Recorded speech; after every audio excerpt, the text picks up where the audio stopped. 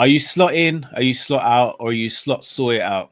Can Liverpool turn things around? Links continue to Semenyo and Mark Guehi, and there's also links for McAllister to go to Real Madrid. People, this is your show. It's the last Friday of the month. You know what that means, people. Kop-ish Kall-In live. Sit back, relax. You guys, let's talk about it. Hi, this is Jordan Henderson, and you're watching Team Kopish. Being free back again, ripping LFC till the end, so go on tell a friend. If they rockin' red, they're a 10 champions, we the best, we come again. Kopish clean up in every region, elevation in every season. Catch up in all the fast match up in real rap, and drifty go on tell them this is that, this is that. This is Kopish, this is Kopish. Reppin' Liverpool till the end, champions, we the best, come again. This is that. This is Kopish. This is Kopish. The main free back up in your screen, real ones know this the place to be. This is Kopish. Firstly, big up to everyone. You must be sick of seeing our faces today. I was just thinking the same thing, you know.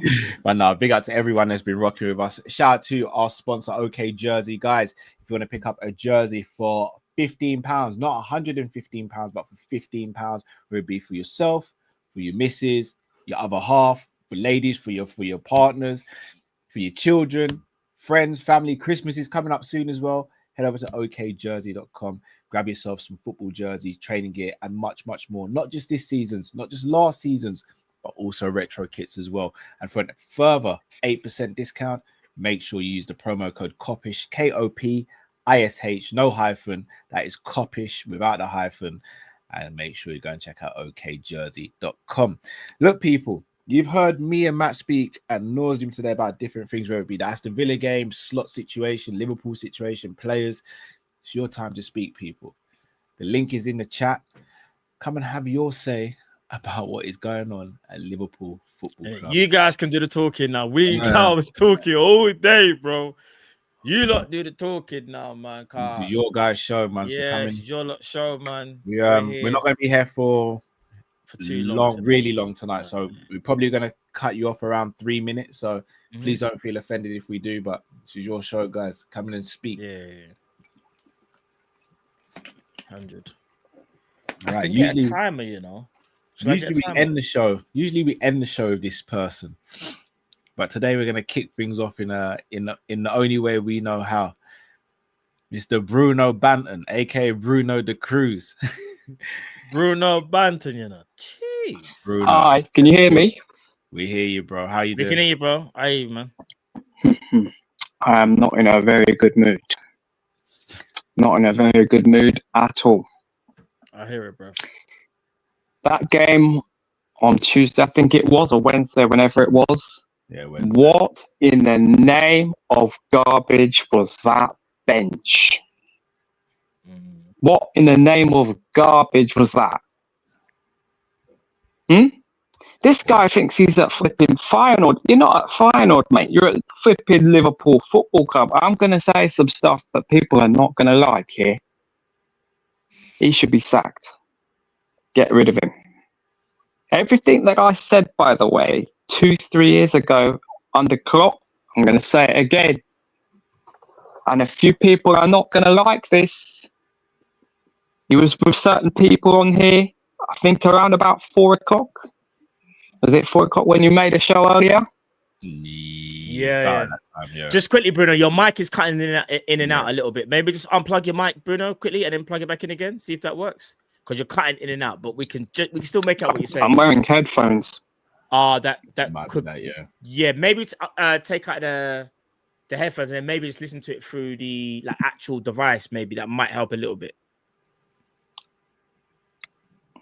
See if that does anything.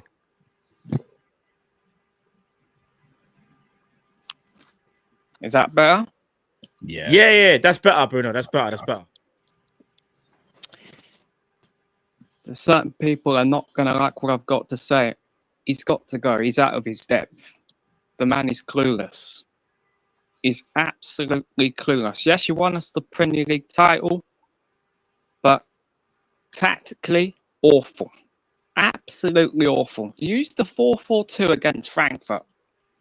And then You go back to the 4-2-3-1 against Brentford. What in the name of garbage was that? The game against Man United, against the team that we despise, we hate. Hate doesn't even describe the word, yeah? And you perform like that. And then against Chelsea, against another team in the top 6, and that's how you perform. Is that how we choose to perform? Tactically, awful. And by the way, I forgot to mention, 1 minute and Man United score. 1 minute. And the ball is in the net. And also, why in the name of garbage is it every time the team does Stoke City tactics where they kick the ball in the air, we fail to deal with it? Why in the name of garbage does that happen? Because it works against us. What? We ain't got, manager said he can't find a solution right now. Why is it every time they do these throw-ins, we struggle to deal with throw-ins? Why is that? Does this guy not learn to adapt? Does he not know how to adapt? I want him gone. I want him sacked. Some people might not like this. We've got Aston Villa, we've got Manchester City, and Real Madrid. Yeah. He ain't going to survive those games. Get rid of him. Sack him off. Get rid of him. I don't want to hear this, but he won us the Premier League. I don't care. We're Liverpool Football Club. Do you know where we are in the league? We're 7th, mate. Juventus, they sacked their manager. No faffing around. 7th place in their league, they sacked their manager. Gone. Bye-bye. See you later. Anyone in here that's happy with him, I'm sorry, I disagree with your opinion. I'm looking at certain people. I think it was James that was one of your on the show, I think, at 4 o'clock. I'm sorry, mate, but I disagree with your opinion. He's got to go. Right? You might think we should keep him here. What? We are in October. What, you're going to keep him here till January 21st, are you? By the time we're out of all the competitions, Champions League, Premier League, FA Cup, is that what you're going to do? That's not good enough. We are the bride. We are the ones receiving the trophy. If you don't like that, we don't like to give the trophy away. I've told you this 1 billion times. That's the motto on this show, yeah, of this club. Winning, finishing 1st place. We're 7th in the league. What is this? This is even worse than Roy Hodgson. I've said it. This is even worse than Roy Hodgson. Do you agree with this? I hear what you're saying. I'll be honest, I've tried to forget about the Roy Hodgson era for my mental health. It's not as bad as Hodgson, but it could be if he was to stay in charge and this was to continue, in my opinion. If he stays in charge, here's a bold statement for you. We'll finish 10th. We'll finish 14th. Oh. His tactics is out of depth. He doesn't know what to do with the top players that we have at this club. Absolutely awful. If he loses tomorrow, I want him gone. Get rid of him. Well, Bruno, anyway, I've got to get going because others are going to get on here. Thanks for having me. I'll see you next month. Nice. Thank you very much. Care, appreciate it. Make sure you tune in for the watch along tomorrow if you can as well, Bruno, as well for the watch along. Thank you very much. Yeah. Take care, Bruno. Yeah, Bruno has some choice words to say, but I don't think he said anything that wasn't thought-provoking. I don't think he said anything that was categorically wrong, whether we agree or disagree. Make some valid points. We're going to bring in someone else now who we both know very well. Yeah. We know him very well. And the thing is, just to let you guys know, just quickly as well, me and Kyle both know him very, very well. I knew he was going to turn up to this show, and I'm not looking forward to it. But big him up anyway, each and every time. I ain't seen him smile like this in my whole life. Neither have I, bro. Never have I. Bonds. Good evening. Bonds, Good evening. Gosh, let me take it back to when you started insulting me for supporting my club. Good evening, gentlemen. How are we? How are you and the family, firstly? Family are good. Half term has taken a lot out of me. Yo, bro. Bro. Listen, we always age during half term, you know. Don't get twisted. Listen, when you can tell me that when the K-pop Demon Hunters outfit costs £41, yeah, then you can come talk to me. Yeah, half term. No. I hear it, bro. I hear it, man. How are you two both? How are you both doing? Been better, bro. You know how I'm doing. We speak pretty much every day. Just to give you a bit of context, Mr. Callum. There's a group chat. There's a group chat where bare of us man know each other, yeah. And I'm not gonna lie, as you can imagine, the group chat is mad, and it's just I don't want to be there, bro. I don't want to be in the group chat. I say it now, I don't want to be there, bro. But I have to be because I'm not a coward. But my team's acting cowardly. I can't lie, bro. But I'm gonna take you back. I'm gonna take you back to the start of August, right? When the Isak rumors, was it going to happen? Was it not going to happen? And I had my regular barbershop appointment, right? And who happened to be beside me, but none other than Mr. Callum. And he asked me a simple question, right? He asked me a very simple question. Where do you think Arsenal are going to finish this season? And I said calmly, and I never say this. I've never said it. I said it calmly, we will win the league. Which then led to a chorus of giggles by Sir Callum, Senor Callum. Right? Now, as I've said to you, Matt, in the group, yeah, our mums have not even opened the door with the King James Bible to trick-or-treaters yet, yeah? They haven't even done that yet, and I'm being told that Slot Out is trending on Kopish. Ladies and gentlemen, I need to understand how you have gone from it is a certainty to where we are now. And I can break it down as I'm one for the banner, but I'll always give my objective opinion. Of course. What the problem is. My objective perspective is this. Liverpool's most potent part of their team is their ability to press from the front 3/front 4. You lost one, RIP Diogo Jota. Yeah. But you then decided to decimate the remaining part of that unit by changing it, by bringing in Ekatike, by bringing in Isak, not replacing Diaz, which in my opinion is a horrendous error. Bringing in a number 10 when the reality is there isn't a major team at the present moment that plays with a number 10, which now means you've got nobody in your team that is willing to take on the hard work in rest defense. Not one single player. Because they all are the alpha. They all want to be, like I said this to Matt a fortnight ago. They all want to be the king of the Kop. But there's only one. There can only be one. And that is Mo Salah. So why do we have all of these other top chefs? Gordon Ramsay doesn't have 3 other Gordon Ramsays in the kitchen. Can you imagine what that would look like? Can you imagine what Hell's Kitchen would look like? But you man have probably done it. They're swearing and arguing. They're swearing and arguing. But you man have decided to go and do it. And now you've got Gravenberch doing level 12 on the bleep test, trying to cover everybody. When you needed a 6 for 2.5 years. I know. Stark. Do you know what Gravenberch said that made it worse as well? Gravenberch, after the Everton game where he got man of the match, he revealed that the manager said to him that, he's got more freedom to go forward. He's the number 6. I said, what's going on here, bro? Imagine, all I'm going to say, all I can say is, if Mikel Arteta came out with some of the bars that Slot has come out with over the last fortnight, the expose that would be happening on TalkSport right now would be insane. Yeah, agreed. No, I agree, bro. I agree. No, I'm not as doom and gloom as the previous guy. I still think you finished 3rd. I think you. Even that it just hurts my soul. You finished third. Yeah, but we won the. How can you go?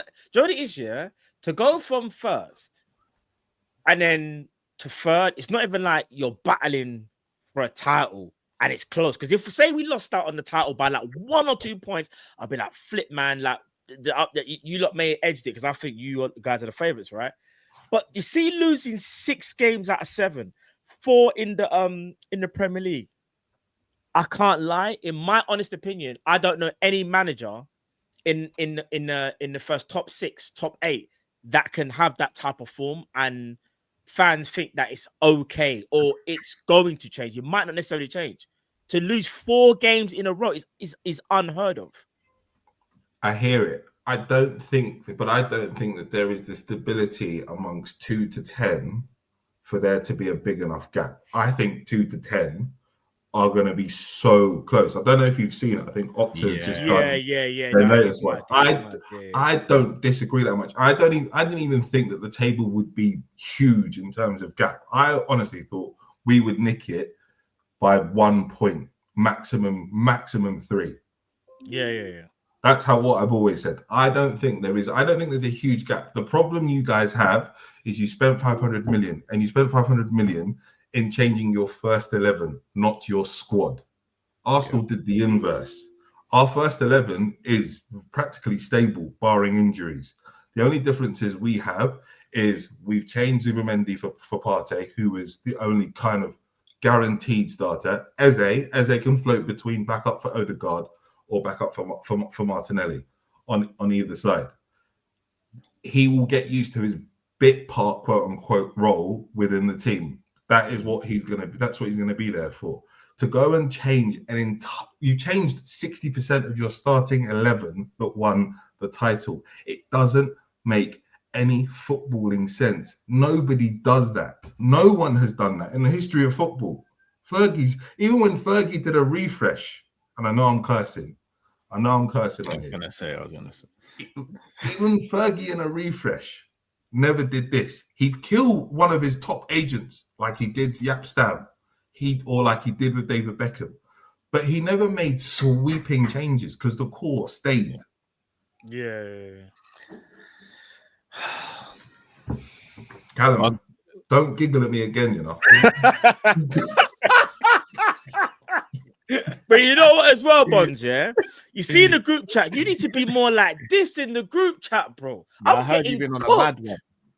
No, listen, I ask simple questions. To be fair, he's not. Some of the others are, bruv, it's relentless. I ask simple, important questions. For example, is Senor Trent going to be the nail in his coffin? Is the prodigal son? No, and Matt will share. I'm sure Matt would have showed you the graphic I saw on Athletic about the progressive passes. Yeah, that only Alisson and Van Dijk are doing progressive passes across your back four, whereas everybody else in your back four last year was in the 90th percentile in the league. Yeah. If Senor Trent for Kylian, if I see that for Kylian, Stark. If I see that, yeah, R1 and triangle. If I see R1 and triangle, nah. Oh man, nah, seriously, man. Bonds. This can't continue, man. I'm not gonna lie, bro. As an Arsenal fan, you've come in there and you've spoken a lot of facts, man. You still finished third. I don't think there's enough in Chelsea are too young and too erratic. City, I don't think. Ultimately, stop Haaland, you stop them. That's what I said. Yeah. Was it Haaland, own goal, and everyone else's ones are their top scorers? Haaland and own goal are their top scorers. Do you think Bournemouth could do the little kind of Nottingham Forest thing, but maybe not fade? Because for me, they're the one that I think might surprise people. They might still finish 5th or 6th, but that's still good for them. And yeah, Bournemouth will finish where Man United fans think they're going to finish based off of the back-to-back results. Oh my gosh, guess what I've seen entering the building? I know, I've just seen Flipping it as well. hell, bro. You know what? Shall we bring him on stage as well? Or if we're going to get rushed, we might as well. Should we just have barbershop talk right now, shall we? Hold on. One sec whilst I put my tweets out. Bring him in. In now. Hold on. Oh, baby. Hold on, wait. Oh, baby. I missed you, cow. I ain't missed you you, know bro. you're my brother. You know you're my brother. You know you're my brother. I missed you, bro. Brother, are we live on Kopish? Live. We are live, pal. Oh, we are live on Kopish. It's an honor and a blessing as a Man United fan. It's an honor and a blessing as a Man United fan. Hold on. This is fantastic. Wow. This is monumental today. Sam, my brother. God bless you, boss. Hey, Charlie. Come on, my guy. We're going to have a conversation. We're going to have a conversation. Let's talk. So what? Kyle, make sure you join our group chat as well. Make sure you join our group chat. Don't run. You're running, Kyle. So what? I don't want to be in the group chat, bro. No. Your family. Your barbershop family, bro. Don't do it, Kyle. Your barbershop family. Chairman's here. You need to make sure you're in the chat. Don't run. Don't do that. Because when you was on your high horse, you'll be in the shop ruining me. So make sure you're in the chat now, bro. This is all Kyle, you know. Thank you, man. I swear down. It's Callum. Listen. So listen now. So no Drifty today. No Drifty. No. Drift can't make it today. Yeah, I'm gonna say this so Drifty can watch this back. He called Trent a Judas last year. I was there. Now look, Salah's not unlocked no more. You Liverpool fans were talking about Diaz. We need more GA. Where is he now? Go on. You lot cuss Nunes, pressing monster. They're pressing machines. Rest in peace, my boy Jota. Rest in peace to him. Another pressing machine. Look what's going on now. You lot, do you know what's funny? I remember a bar that you lot was saying last year. Let Trent go. We're about to dominate the Prem for years. I didn't say that. I did not say that, bro. I did not say that. Pounce, you know me. In the Kopish, you know me. I was in the Kopish comments. I saw the Kopish comments. I saw them. I know them. I'm there watching all of you lot's comments. You lot was talking like, yeah, man. Let Trent go. We're about to dominate Prem for years. What now? You won 4 losses already. I'm a Man United fan. I know what you're about to go through. Trust me. It ain't nice. You know. You lose this weekend. Wow. 5 losses in a row. I was once there. I wasn't 5 losses in a row, though, but I've been there. I finished 15th last year. I've got no right to speak. I know my club's shit.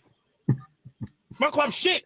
So if you're in the comments going mad, who the fuck is this guy talking? My club's shit. My club is shit. My club is fucking shit, bro. But when I tell you right now, you're one of the worst ever fighting back champions. Worst. You see your manager? I remember Ten Hag. I remember him. I remember Ten Hag. These Dutch guys, they like talking. They just say anything. I'm going to tell you, Sam, Frank de Boer. Remember Frank de Boer? Pounce, someone in this chat, someone in these 4 tiles turned around to me and said, my manager is going to be the reason why we don't do anything this season. And then proceeded to giggle whilst my beard was getting lined up. I couldn't even respond. Matty. So I couldn't even respond. And now... It's an honor. Go on, continue, Sam. Continue, now, I'm being told the same person that giggled to my beard is telling me he wants his boss out. Whereas I got laughed at for trusting the process. Your manager doesn't want to take the handbrake off. Yeah? Look at that. All of this. Now, I'm here. I haven't conceded a goal in the month of October. Do you know how that feels, Callum? And you know how mad it is? I hate the fact right now, that Arsenal fans can feel this good because you know how mad it is. I'm going to say something and I hate to say it. And I'll say this on camera. So anyone in the future can slander me. Do you think I want Arsenal to win this Premier League? No. I said this the other day. A man, Lash asked me the other day. I said, bro, City came out of nowhere. It hurts. But you know what? They're nowhere near. They're on 6 Prems. I got to just accept it. They call me the small boy in my own town. Fine. By the way, I'm a season ticket holder, so no one get onto me. I'm a season ticket. I'm a loyalist for my club. So please, anyone in the comments, shut your mouth. Anyway, continuing. And then I've got Liverpool catching up. They leveled it. Have you not leveled it? It's the same now, isn't it? Yeah, leveled. It's the same now. So now you have won one more title to basically make the best team in England, innit? Two more titles. Two more titles now. No, if we win one more, we'd be on 21. We'd be the best.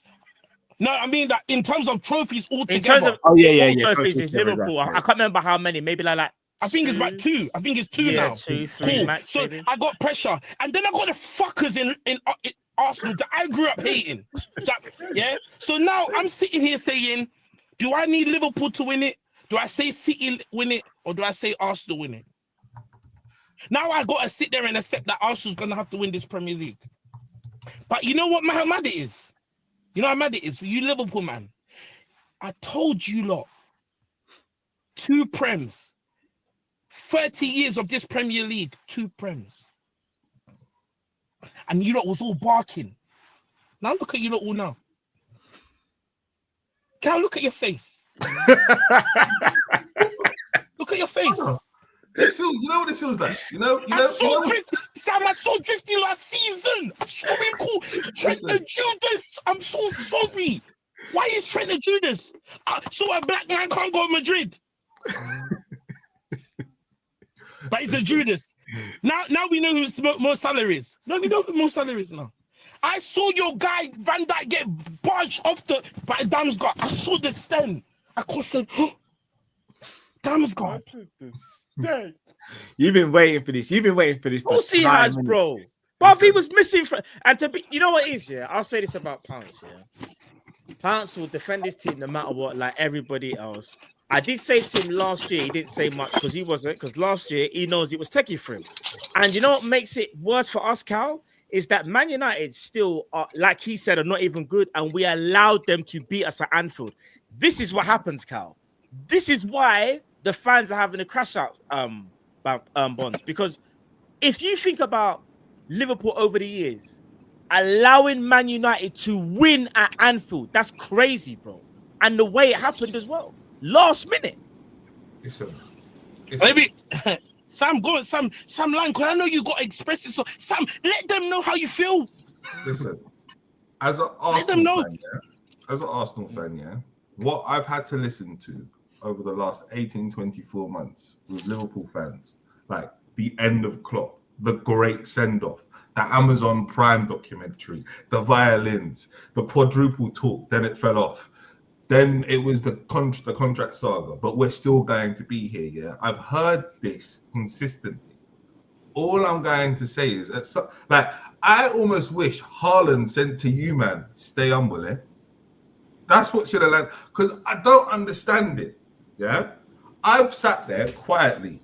People have said to me, Sam, say it with chest. Are you going to win the league? I was like, you know what? We're not ready yet. But I think we'll be there or thereabouts. Pounce has been onto me for me to put it in the book. Onto me. To the point where, you know when Callum giggled at me in my face? You know I'm in the book this year. I'm in the book this year for the first time because he got me in my feels because he giggled in my beard. And now look at me. I'm just sat here quietly. God willing. Allah, Buddha, Hare Krishna.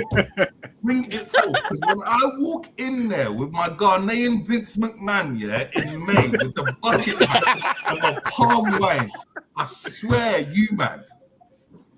Man. Oh. Sam, do you know? Sam, ask him. Rich wants to say hello. Who said that? Who? Rich wants to say hello. Oh, I think he's on the blurry sake, bro. Rich wants to say hello. So, Rich, I'll see him later, man. Rich, they can hear you. All of that later. Say it. Express yourself, Rich. What's going on, Rich? I'm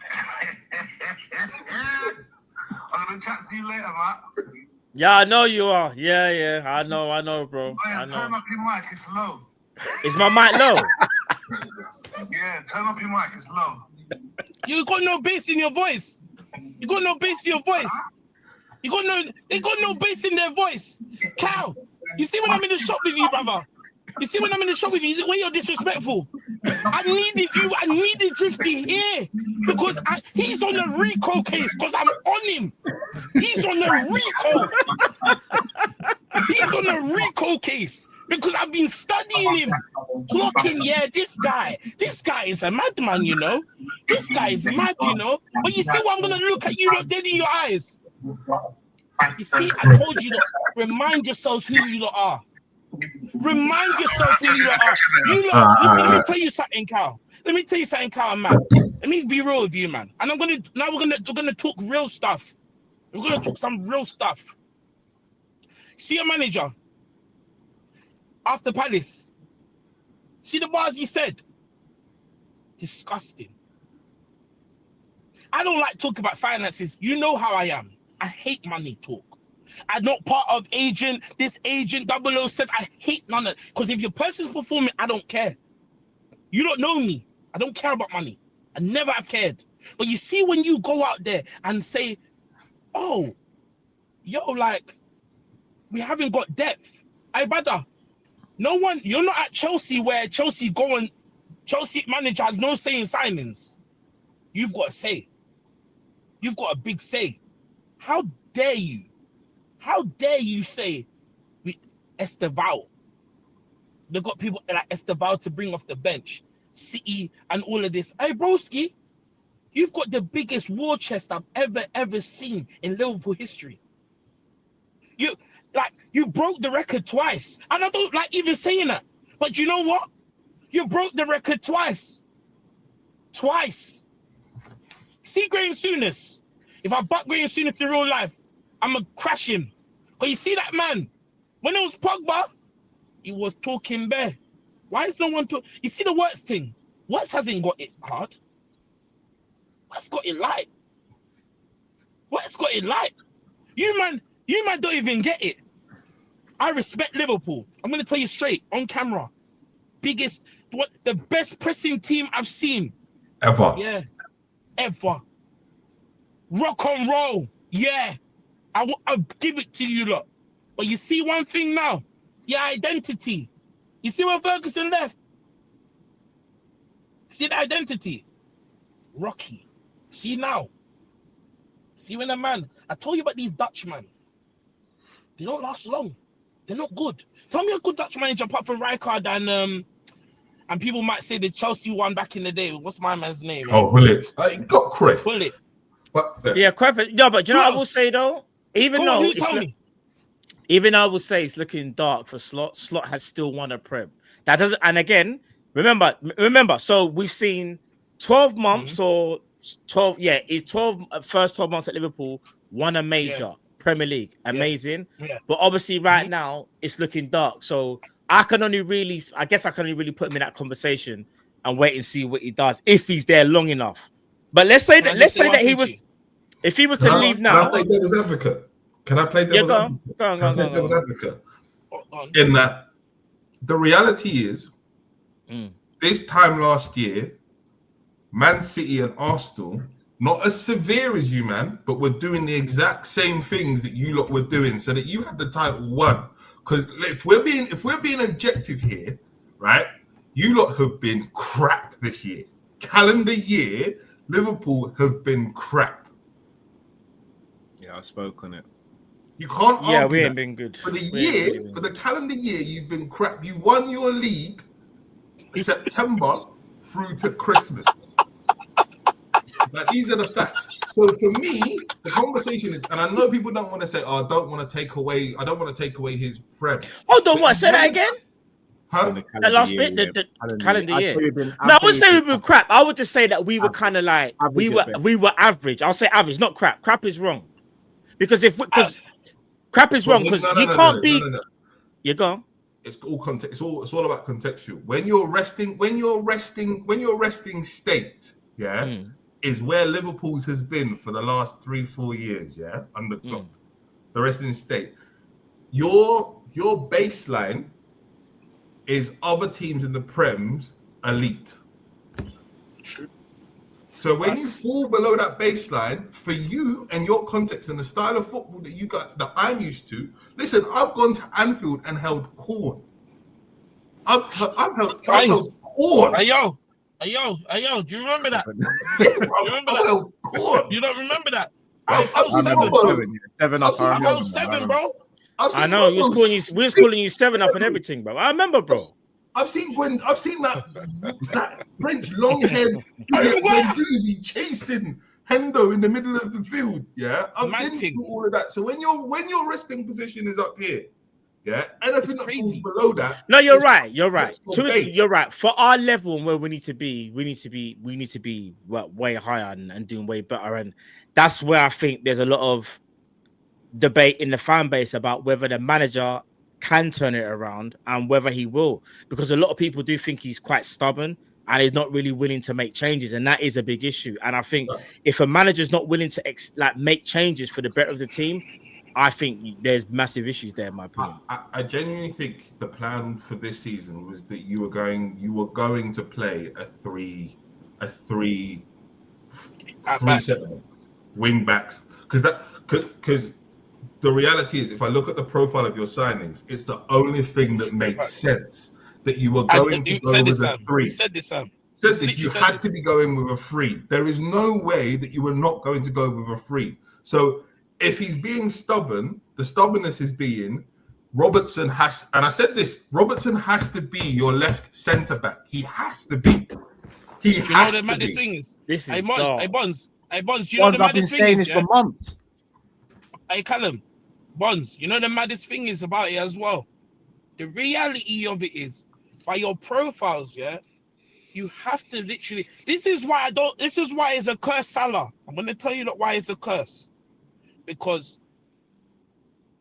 don't get me wrong, you know who Mo Salah is. PMP at his finest. He goal machine, GA merchant, whatever you want to call him. But you see this time now, and I saw it in Community Shield when he was playing with Frimpong first game. Frimpong dominated his spaces. So Salah had to come inside. That's not Salah's thing. That's like when Garnacho, that's like when Garnacho was playing Cam for us. It don't make sense. Them loitering position for Salah is not for your club. You can't. Kirkes is not good defensively. You know what the psychological thing was happening with Kirkes? See at Bournemouth, you don't have to win every week. When you get to Liverpool, you got to do your thing. So you see what everyone was like, Kirkes, great player, good player. You see who he is now. I think he's good, Pants. I think he's being utilised wrong. And to go to Sam's point about the three at the back thing, imagine this, when we're in possession, we go to three at the back and he's part of the centre-backs. That is so far from his profile. It is like the most idiotic thing to do. It don't make sense, bro. You know who did that? You know who's done that before?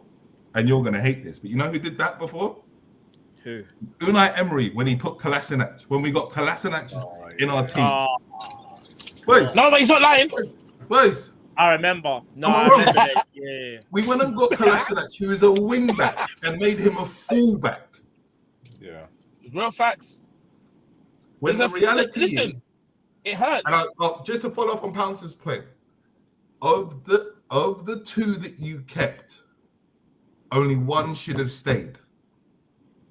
And it's not Mo Salah that should have stayed. Virgil should have stayed. You move to a three at the back. You protect the fact that his legs are going with Konate on one side. Robbo's legs are going. If you're not going to get Gahey, you've still got Robbo's got enough legs to be able to cover what Virgil. And that's easier for him. And that's Virgil's easier. Easier, much easier. You cover you. Luke Shaw's a booty. Sam. Luke Shaw's booty cheeks. Luke Shaw's booty cheeks. You know you, man. He's ass. But you know one thing about Luke Shaw?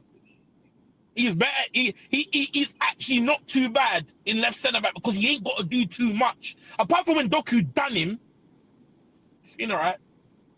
I don't say he's not the future, but he's all right. You can't buy wing backs. You bought. What I don't understand is Bournemouth's best results came from when Areola played the three at the back. You then got Leverkusen's best performing wing back, right? And then he was enjoying himself.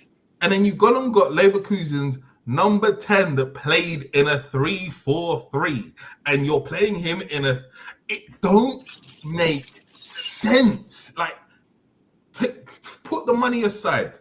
I want you to just look at the objectivity of it all. Yeah, you've got wing backs when you don't play wing backs. You've gone and played a person that plays a free role in a 3-4-3 because he has the body count behind him to offset any risk that he may have, which he doesn't currently have.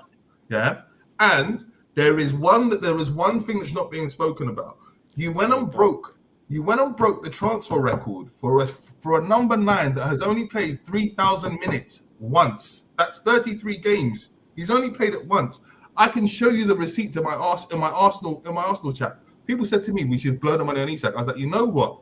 His injury record, I can't be in a position where I am resting on him to pull us out of the fire because he don't show up. Pull out transfer market. Look, he misses bare games, and it's not new.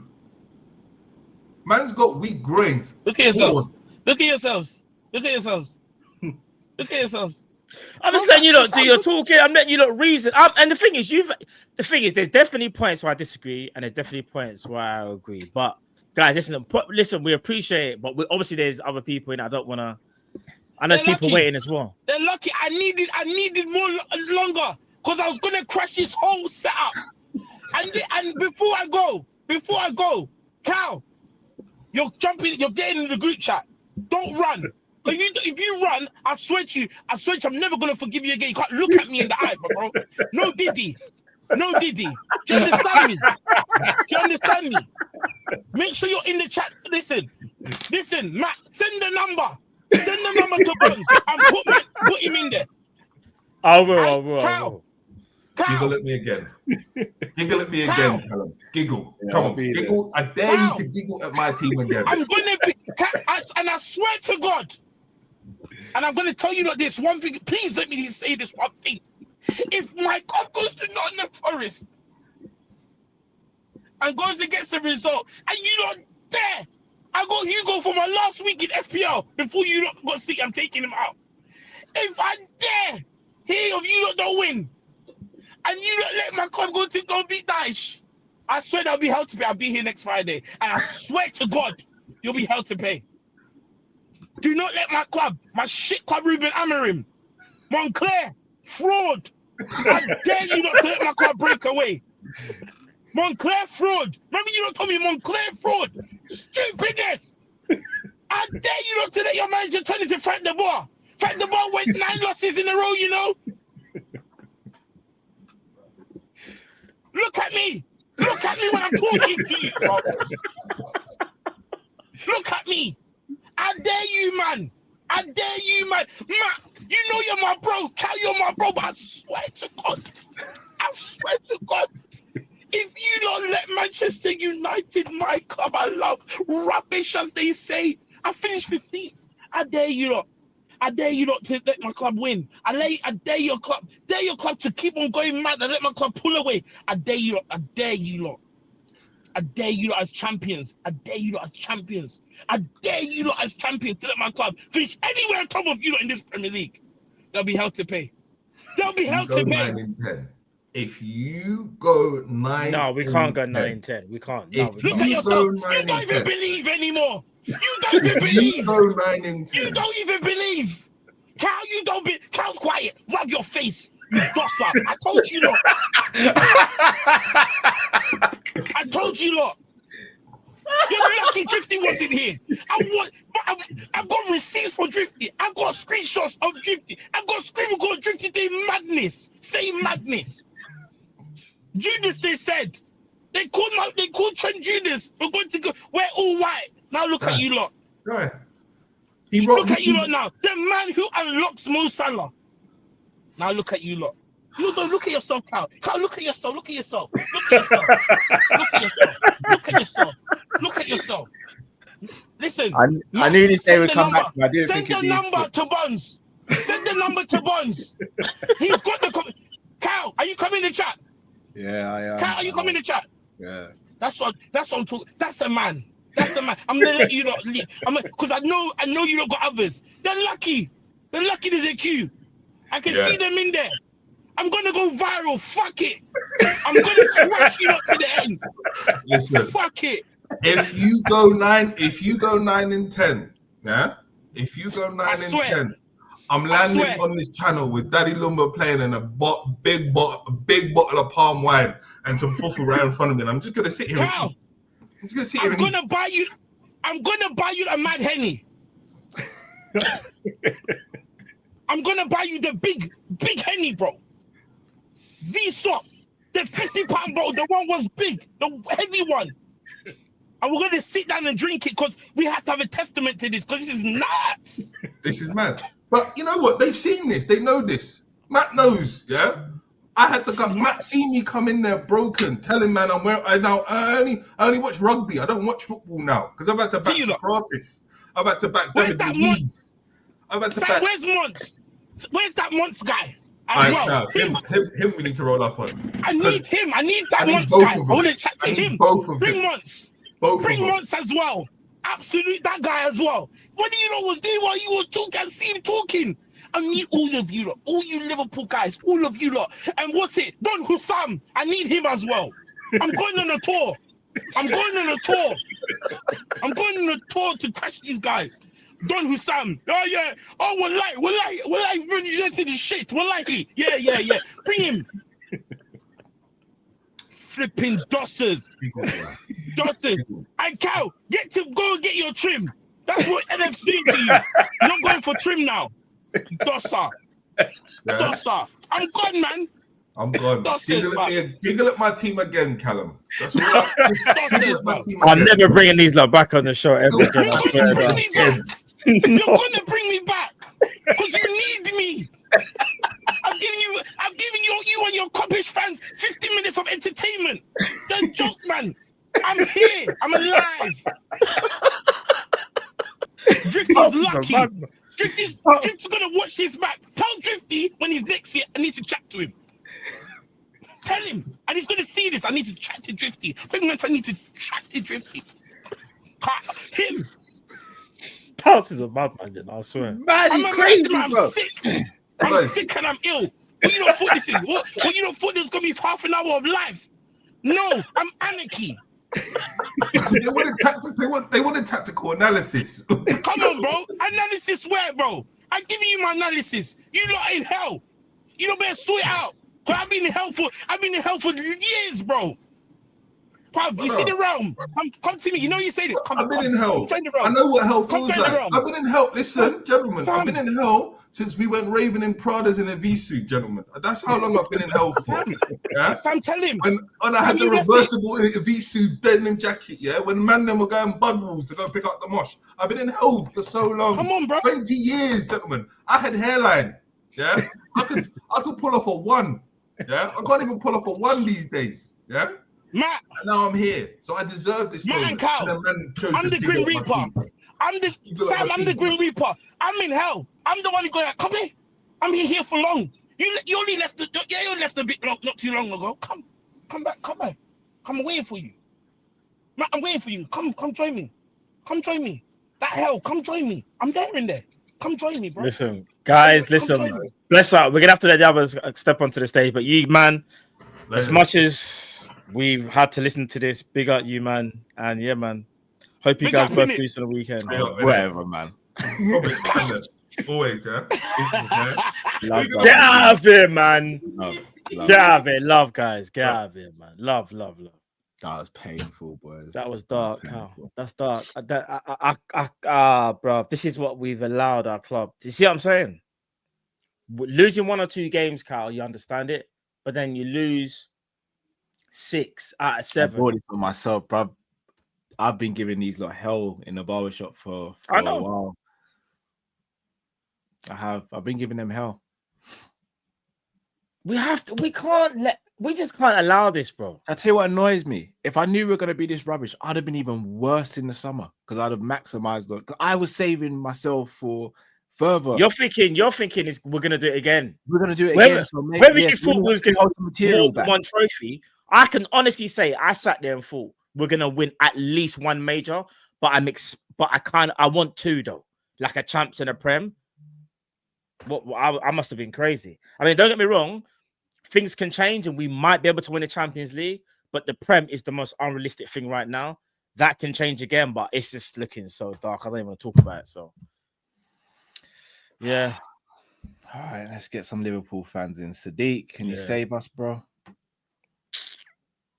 can't believe how dark it is. Sadiq, you there, bro? He's at work. Maybe bring him back later. Yeah. K-Mac, you there, my bro? See if K-Mac's there. You ready, K-Mac? I don't know if K-Mac's ready. I'll get K-Mac in after. Okay. Yo, can you hear me?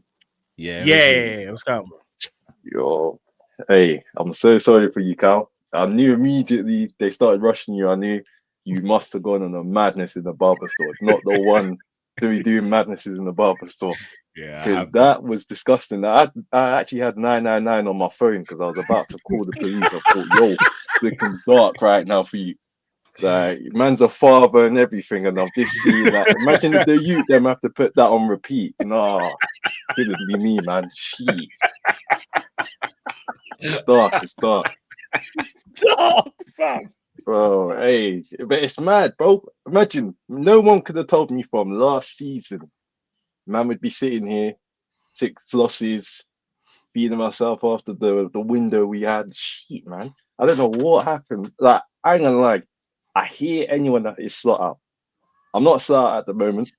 And the only reason I'm not Slot out at the moment is, for me, my brain can't fathom the fact that we've gone from a man who came in after a lot of people thought, damn, like, Klopp's left, you know, like, we might be finished. Rivals. When Klopp had left, I was hearing, we are finished. We are not going to win anything.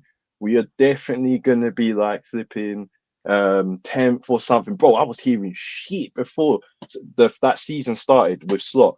Then Slot comes in, he changes Gravenberch to, I think it was, Gravenberch became a 6 in our team last season. Bro, I start seeing Gravenberch popping off. Yeah, Suther's obviously having the season he's having.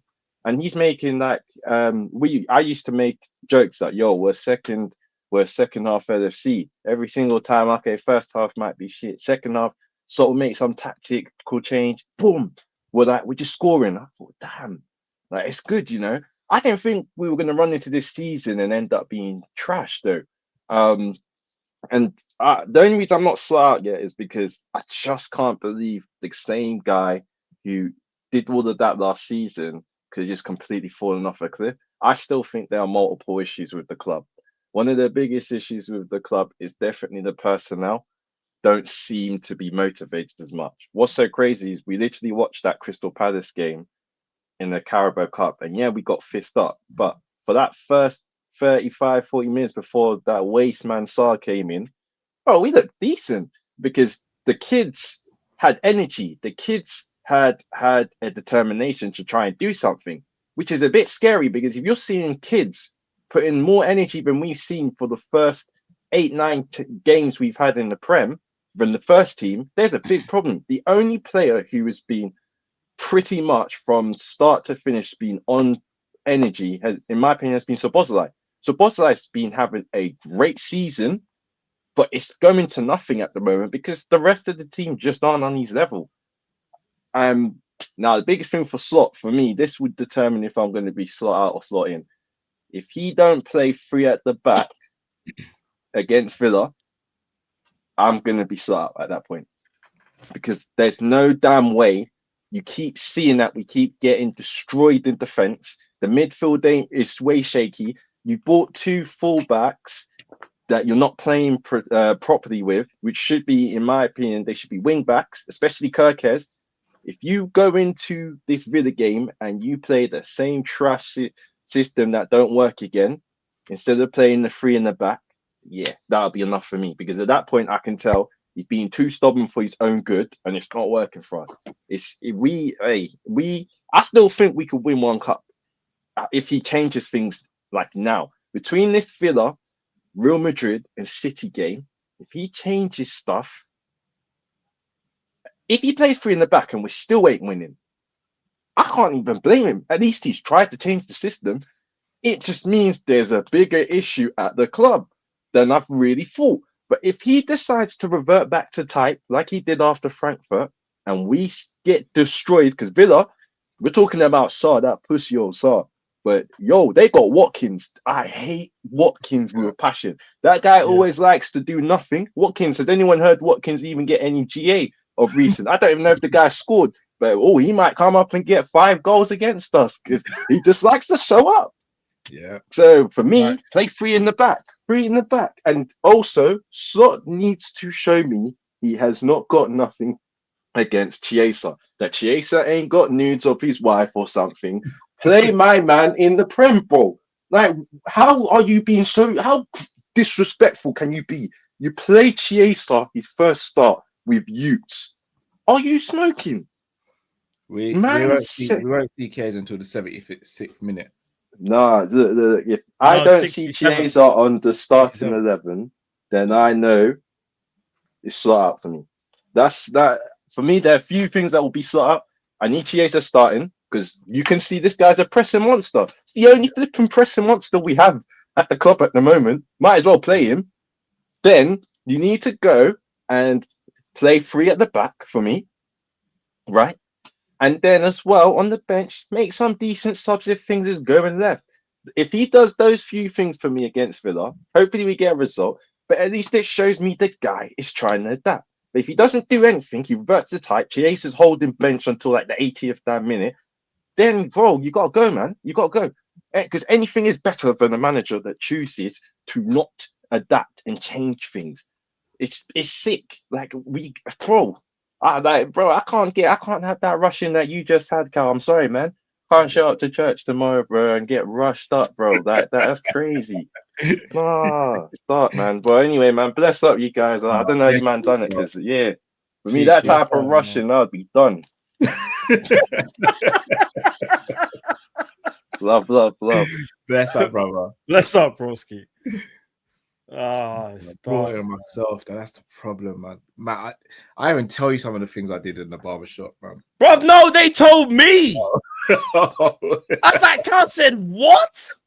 I was like, I get it. Like, obviously, he's confident. I'm confident. Because I said to them, Vinny gasses me up as well. Because I said, we'll win the league. What, you think I was doing the whole, I'm not sure. I said, we'll win the league. I said, no matter what, we'll win the league. Vinny gassed me up as well, man. But I just think maybe you went a bit too overboard. Like, I know I did.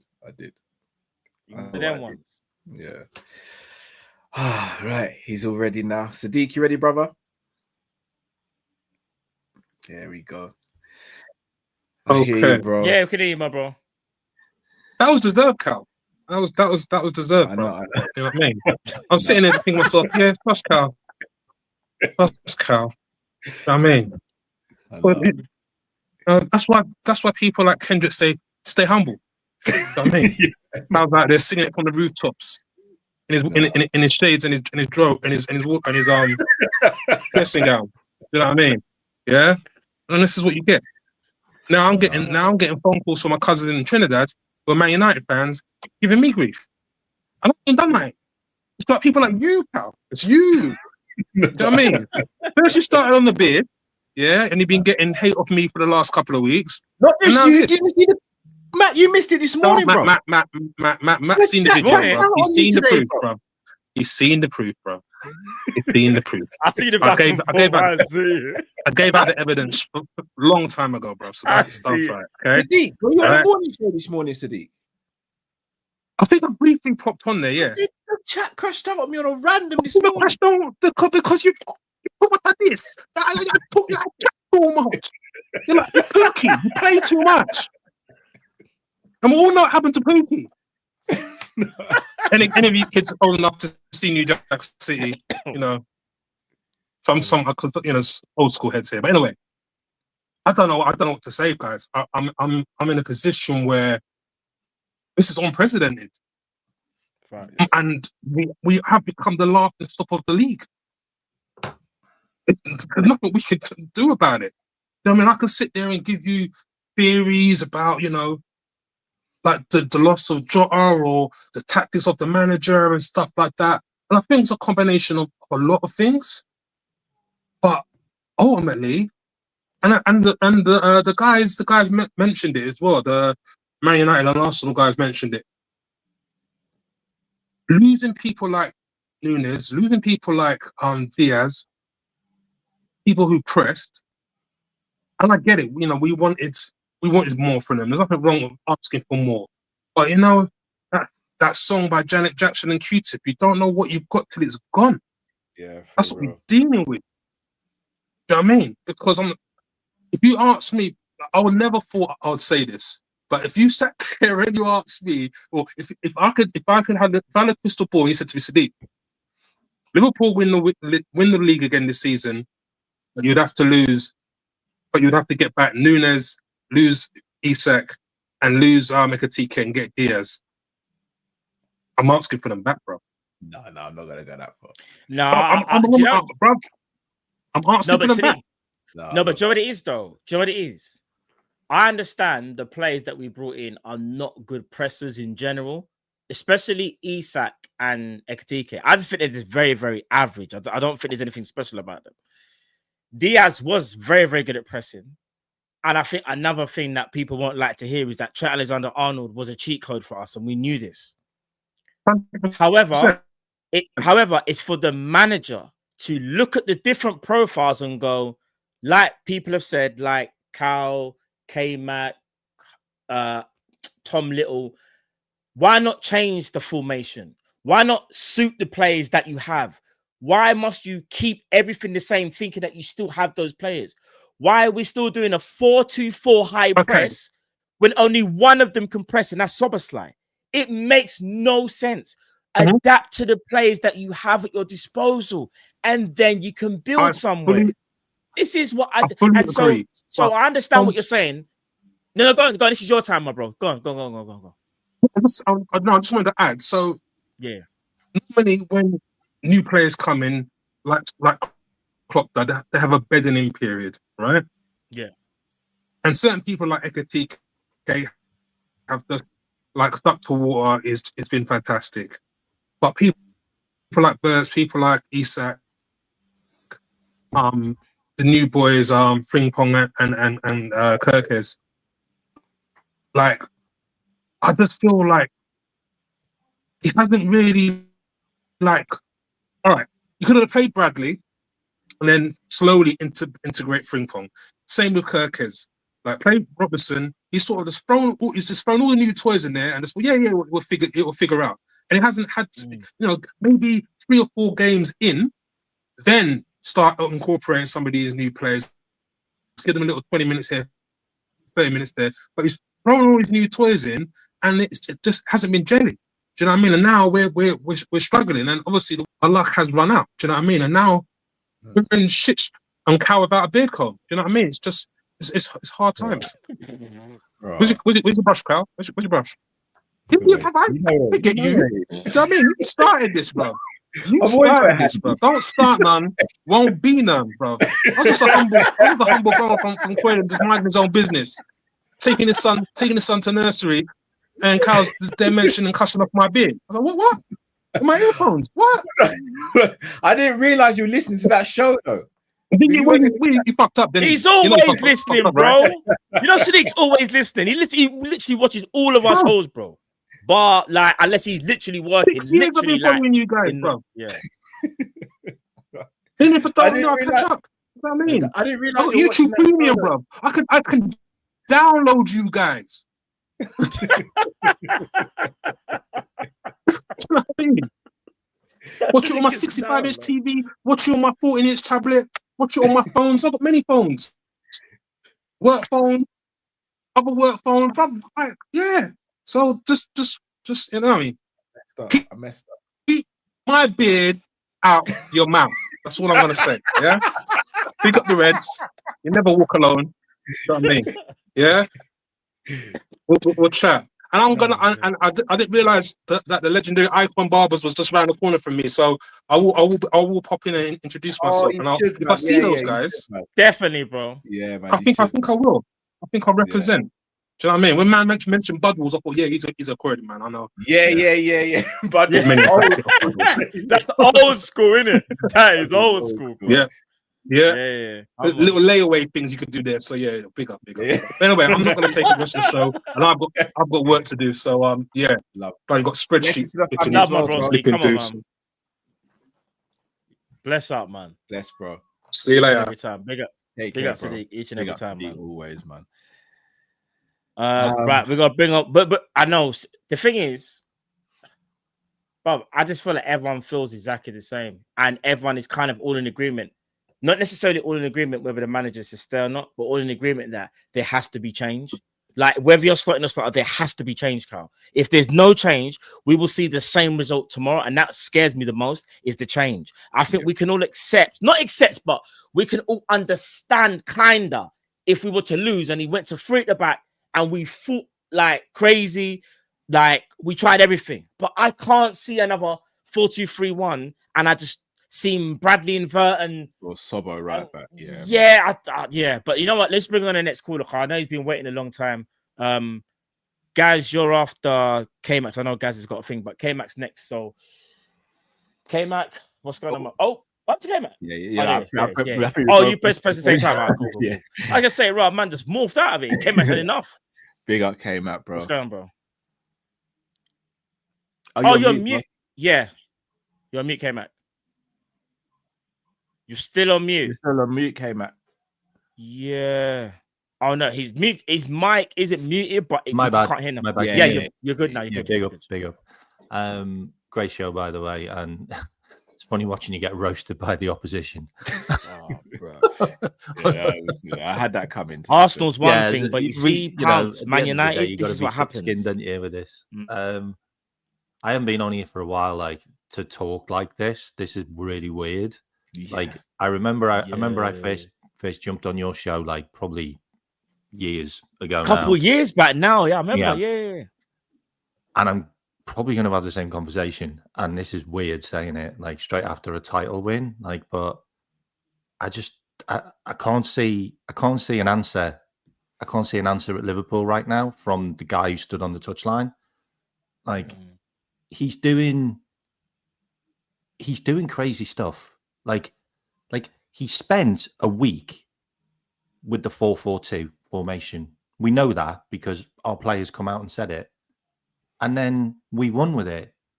And then completely binned it. And then got his ass handed to him by Brentford. And we can all sit here and talk about chances and XG and Liverpool are in games and only if we'd done that and only if we'd done that. No, there are so many games where we are beaten. We're beaten all over the park. And the thing that hurts the most is we don't win the midfield battle anymore. And that was the nucleus of Klopp. Like you can say whatever you want about Klopp. Like I wanted Klopp out for a while. But the nucleus, which he always won his midfield. It's gone. It's gone. Liverpool don't have a midfield. We're soft-bellied. Like everything, anybody can get at us now. And the thing which worries me the most is Anfield doesn't feel scary. Agreed. Doesn't feel scary anymore. Teams come to Anfield and they can get at us. And if you can't have your home ground a fortress, which it's been, like we had this record where like we haven't been beaten for like 2 years at one stage. Virgil only had how many losses? Like you hold your chest to that. Yeah. But Anfield feels quiet. It feels eerie. Like the whole we don't look comfortable in our own ground now either on the pitch. And you know, that's the type of form that can only go in one direction unless there's change. And I don't want to be sacking managers like all the time. Like, and I've sat there going, I think we've had like 26 managers ever. Like, it's not a huge amount of managerial for the whole of your history. But I feel like maybe Liverpool need to start doing that. Like, if we really want to be successful on a regular basis, maybe that's what needs to happen. Like, that's what seems to happen with Chelsea. That's what seems to happen with other clubs. They sack their managers over like a year or two and then go win a league. Like, can't you go 6 months on a new manager bounce? That can get you halfway to the league. I'm starting to feel like that's what got us to the league, if I'm completely honest. Like, and I don't want to dig on the manager consistently because he won us a title. And, you know, that's incredible. Like, what he did, the transition from Klopp to him, like, that is a real tough thing to deal with. But I'm starting to feel like all the stars aligned that season. Like, Arsenal had a drop-off. Man City had a drop off. We didn't get any injuries, which was our biggest problem. We had players playing for contracts. You know, everybody was there for Jurgen. Like, can we do it again? Like, should we do this one for Jurgen? You know, now that he's gone, I don't know. But this season and this year has been horrific. It's been horrific. And it's not the fact that Liverpool have won games. It's the fact that we haven't really won games the Liverpool way. Like I'll be straight up with you. Right now, Liverpool feel like Ruben Amorim's Manchester United in his first season. Individuals winning games. Bruno Fernandes, for example, pulled a lot for Manchester United. Like his record this year, he's lost more games than Ruben Amorim. Like, are these the kind of things that we want to talk about? Like, this is the worst form in Europe. In 2025, hold on, K-Mac. He's lost more games in 2025 than Amorim. Yeah, he has. He's lost 15 games. Amorim's lost 14. What? I thought he was going to say something in the last how many months? No, this year. In 2025, Liverpool have... And if we lose this game, and by the way, Aston Villa's midfield are beasts. And that scares me. And everybody can sit there and go, oh, you know, we're playing some easier teams. They're not easier teams because the teams that are lower down play more direct football and they play with groks and beasts. And we can't even run faster than the opposition right now. Like, we are getting bounced off 50-50s, left, right, and centre. Like, I am seeing Liverpool players pull out of tackles. Like, this isn't Liverpool. I don't know what this is right now. And anyone can sit there and blame, like, oh, the signings that we got. Like, maybe we bought too many luxury players. Like, I genuinely don't know.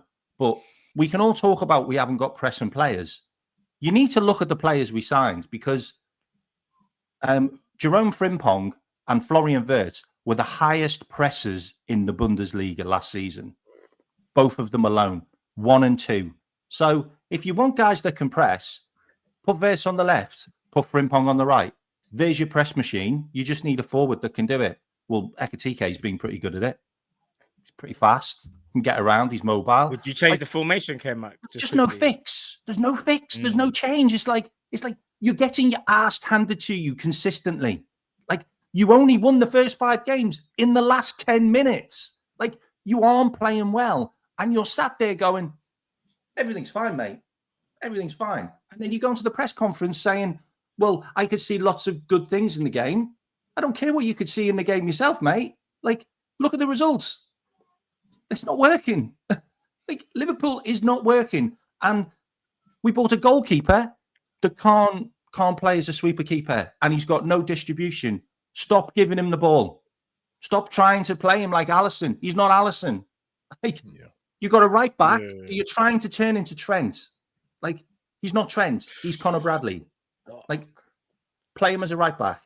You bought a left back who cannot play centrally ever. Never done it in his life. What are you trying to do? You're trying to play him as a defender in the centre. You're trying to play him in midfield. Like, let the guy just run up and down. He's really good at it.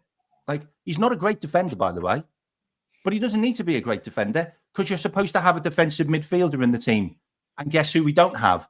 We don't have a defensive midfielder anymore because, as you said, Matt, Ryan Gravenberch had more shots than Mo Salah in the first half of the season. Why is Gravenberch shooting more than Mo Salah? And what are you doing with Dominic Szoboszlai? Seriously, what are you doing with Dominic Szoboszlai? Like, is he now Jimmy Milner? Like, you know, you play him everywhere. Like, keep him in the position where he can actually win some midfield battles. Because guess what? Our midfield ain't winning shit. Okay, man. Sorry. I'm still getting to grips. I know you just realised what he said, innit? You just realised what he said around the shots, innit? Grav has had more shots in the... Grav had more shots than Mo Salah at like the first half of the season. You know, those first 5 games? And we've lost more games than Man United in this calendar year. And I'm sorry. We spent 125 million on a guy who we don't pass the ball to. And we don't pass the ball to No, Like, yeah. you can blame Isak Alexander is- Isak for missing one chance. Yeah, per that's what I was game. gonna say. Like, Yeah. seriously, like, who scores one chance per, like, one chance, one goal? Like, is that what we're doing now? Is that what we're doing? Like, we're beating up on the guy because he can't score the only chance he gets in a game. Like, come on. Like, you need to give the guy the ball. And Wirtz, like, did Arne Slot actually have that conversation with Florian Wirtz? Seriously. Like, what? I would love to know what he sold Wirtz. Tell you what, mate, what I'm going to do is I'm going to take you away from Xabi Alonso, who wants to take you to Real Madrid. Yeah, you come to Liverpool, and I'm basically going to play you everywhere where you don't have any room to flourish. You can't run. You can't really have the breathing space to actually do anything. And what I'm going to do, yeah, I'm going to sub you. I'm going to lose you as a sub, and then I'm going to start playing as your right back and a right midfielder, because Florian Wirtz has played right midfield loads of times in his career. Like, this guy, Hodgson and Rodgers got sacked for less. They lost less games. And we talk about this credit in the bank. Klopp had credit. Years of credit. Yeah. You haven't got credit when you just go and tear down the identity of Liverpool in 8 months, because that's what you've done. I'm watching Feyenoord. I'm watching Feyenoord right now. And we know where Feyenoord would finish if they came to the Premier League. They finished mid-table. And at this moment in time, we're finishing mid-table. And it gets harder because Sunderland are really good right now. They're a really good team. Bournemouth are very good. Bournemouth are a really good team. And we can all sit there and go, oh, this guy, he can't... they keep on throwing long balls at us. Bournemouth have had just as many long balls thrown at them. Bournemouth got all of their defence decimated. So don't even give me this change. Like, we sold loads of players. I'm not going to swear. We sold loads of players. So it's transition. Like, the guy went back to the old guard against Chelsea and stuck them in his formation. And guess what happens? We lost that game too. Yeah. Try him whatever you want, but if you keep on putting them into that 3-2-5 weird thing, you're never going to win anything, because you're committing too many players who can't connect with each other. We're putting 5 attackers in there. When have we ever had 5 attackers up there? Like, none of them have got any room to do anything. None of them have got any room. Like, and then you're throwing Florian Wirtz in there, and you're going, you know what, mate? Go and pull a rabbit out of the hat. Go and dribble past loads of players. Go and find them through the eye of a needle pass. It's not going to happen. Like, give yourself a chance. We don't give ourselves a chance in games. Like, we're a goal down all the time. We were a goal down all the time against Jürgen, by the way, in the last 2 years. Nothing's changed. Nothing's changed. Nothing's changed. Arnie said it last season. He had to work so hard. The team had to work so hard just to get that one goal ahead.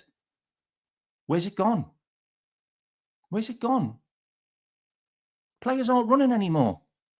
Like, have you looked, Kema, just quickly, do you think, they like, don't believe in him, mate? They don't believe in him. As I was gonna say, I said it in the what was the game on the weekend? Not the Brentford game. Brentford. I said to Drift, you know what? I think he's lost the dressing room, and if he hasn't, he's losing it. Did you saw Van Dijk's post match? That's the most dejected I've ever seen Van Dijk in his whole Liverpool. Well, they dragged Robbo out. He played like 10 minutes, and he had to do a post match. Like, no, but that's the most dejected I've ever seen Van Dijk speak after any game in his whole Liverpool career. Like, any game, he's the most dejected I've ever seen him. Came out. It's really sad as well, because it is really sad, because this is Mo Salah and Virgil van Dijk's last hurrah. Like, to be honest, and they must be sat there going, "Oh my God, look at all these players! Like, these are all upgrades. These are all upgrades. We needed upgrades. You can't sit there as fans and go, oh, we didn't need to upgrade Darwin Núñez. Yes, we did. We did need to upgrade Andy Robertson. Yes, we did. Yeah. We needed to upgrade these guys. There's people coming on the chat saying, bring them back.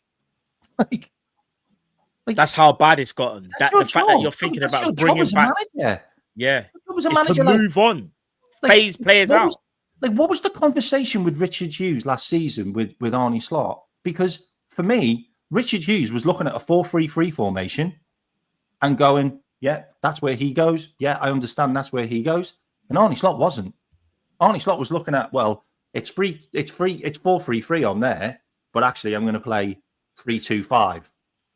And I'm going to invert. I'm going to invert my left back and right back anyway. Yeah. And I'm going to buy one of the best right attacking wingers, because that's what Frimpong is. And I'm going to play him as a right back. And then I'm going to drop him. And then I'm going to drop the other guy as well. And then I'm going to just basically just lose confidence in all of the players that we signed. Like, the man management is out the window.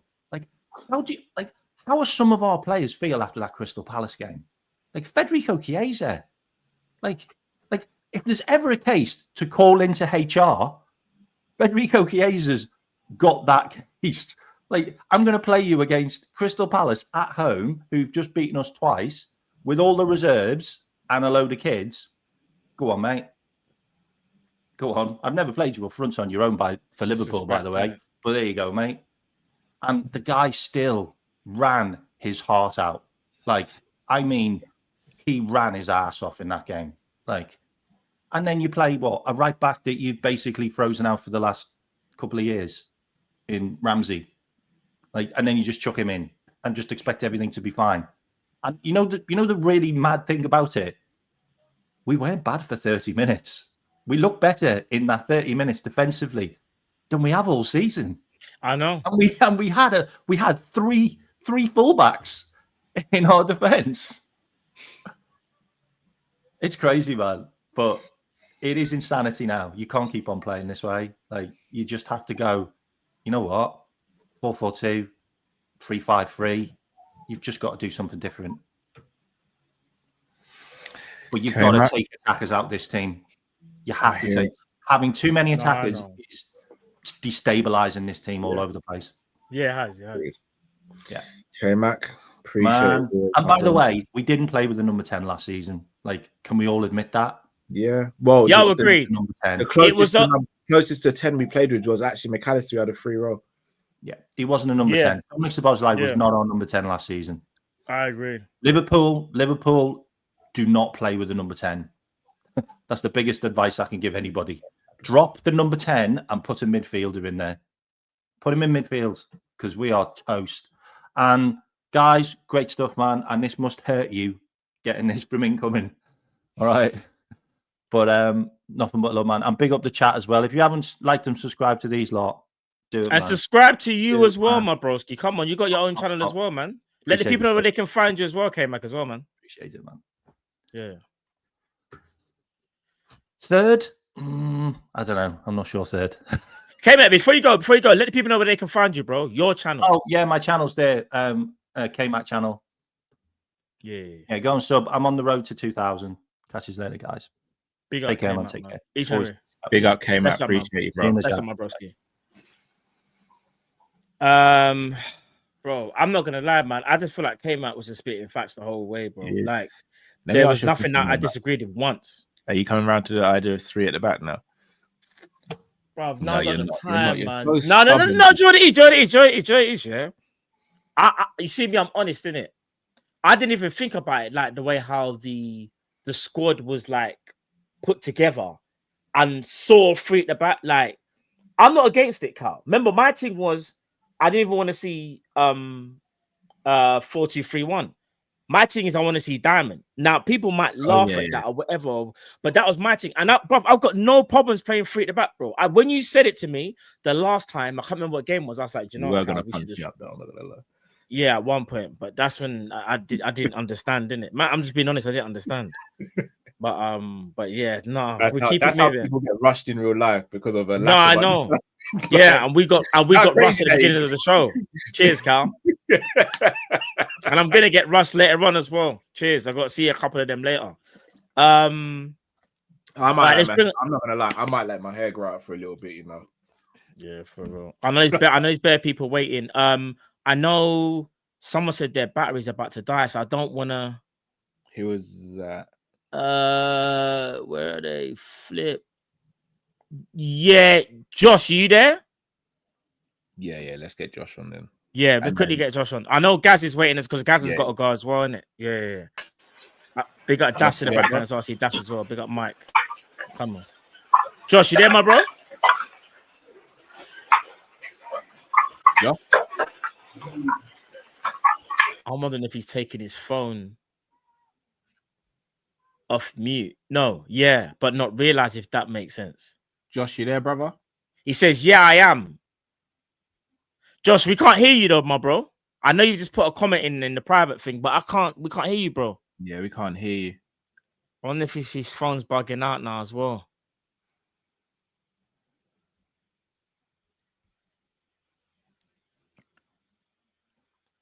Can't hear anything now. No.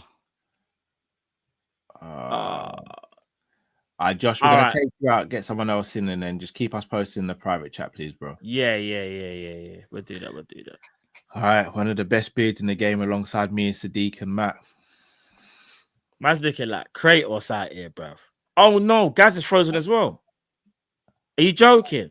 What is going on with our luck at the moment? I know, and the thing is, I can tell it's actually Gaz though, because I can see backstage he's actually frozen. Yeah. All right, we're gonna remove Gaz. Tarmizi. Tarmizi, you there?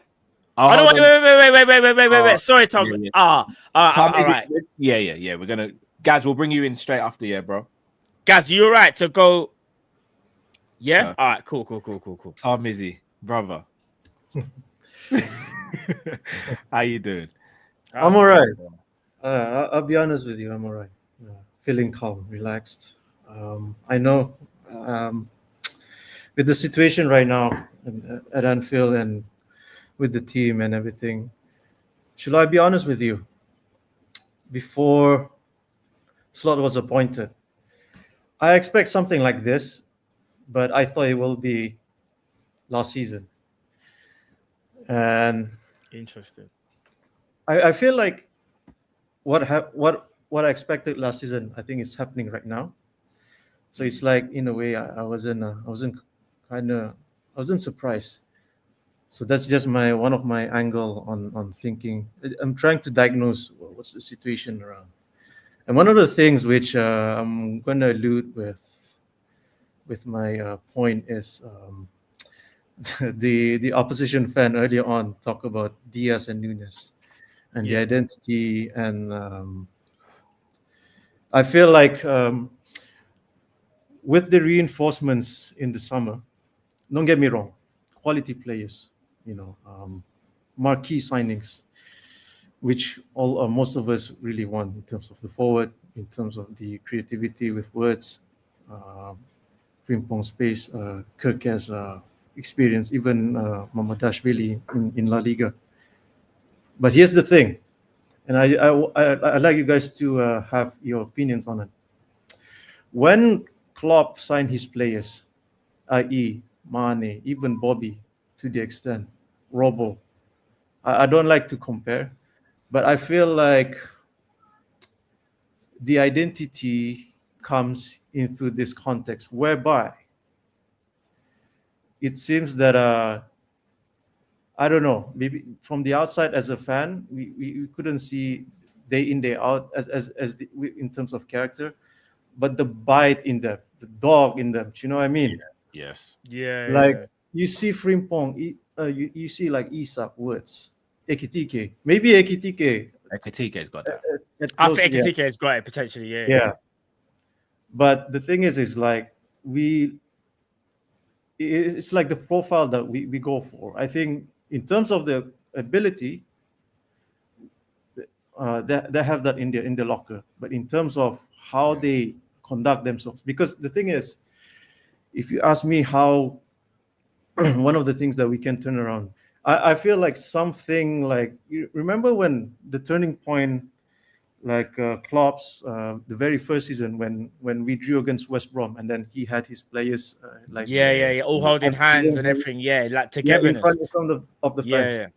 Another case in point. I don't like to go like the precedents, but it's just like I'm trying to get my point come across. It's another one where Trent against that season when I think Granit Xhaka did rile the fans. Yeah. So I feel like something like that has to be happening in this team. Just like to give that spark. That's just my thought on it, and I feel like the one of the first teamers, or one of the senior players, not just Van Dijk, but like one of those. I think like someone like Ekitike and Kirkes can do something like that, which I think it's we can give theory in terms of how we play with the formation 4-4-2 and all that. But I think like sometimes it's things like this that need to not just the fans, but even the players themselves. They need to see themselves in the mirror and like there's something has to be done one way or another. Yeah, that's just my thought on it. You know, I don't want to. You know, it's been a minute. First things first. I haven't come into the Kall-In show. Cal, just a quick fire. Do you still run? Do you know what? I haven't run for a little while, but I've gone back to foot. To be fair, I've gone back to football, and I've also started doing calisthenics as well. Right. Maybe you can give that answer to the Man United fan just now. Talk about running, innit? No. You still been running, innit? Yeah, I still run, but I try to keep minimal. You know, like train smart. You know, at this age, I think we come in an age where, you know, it's not about hard graft. You know. Yeah, I have been enjoying the calisthenics. It's killing me, but I've been enjoying the calisthenics.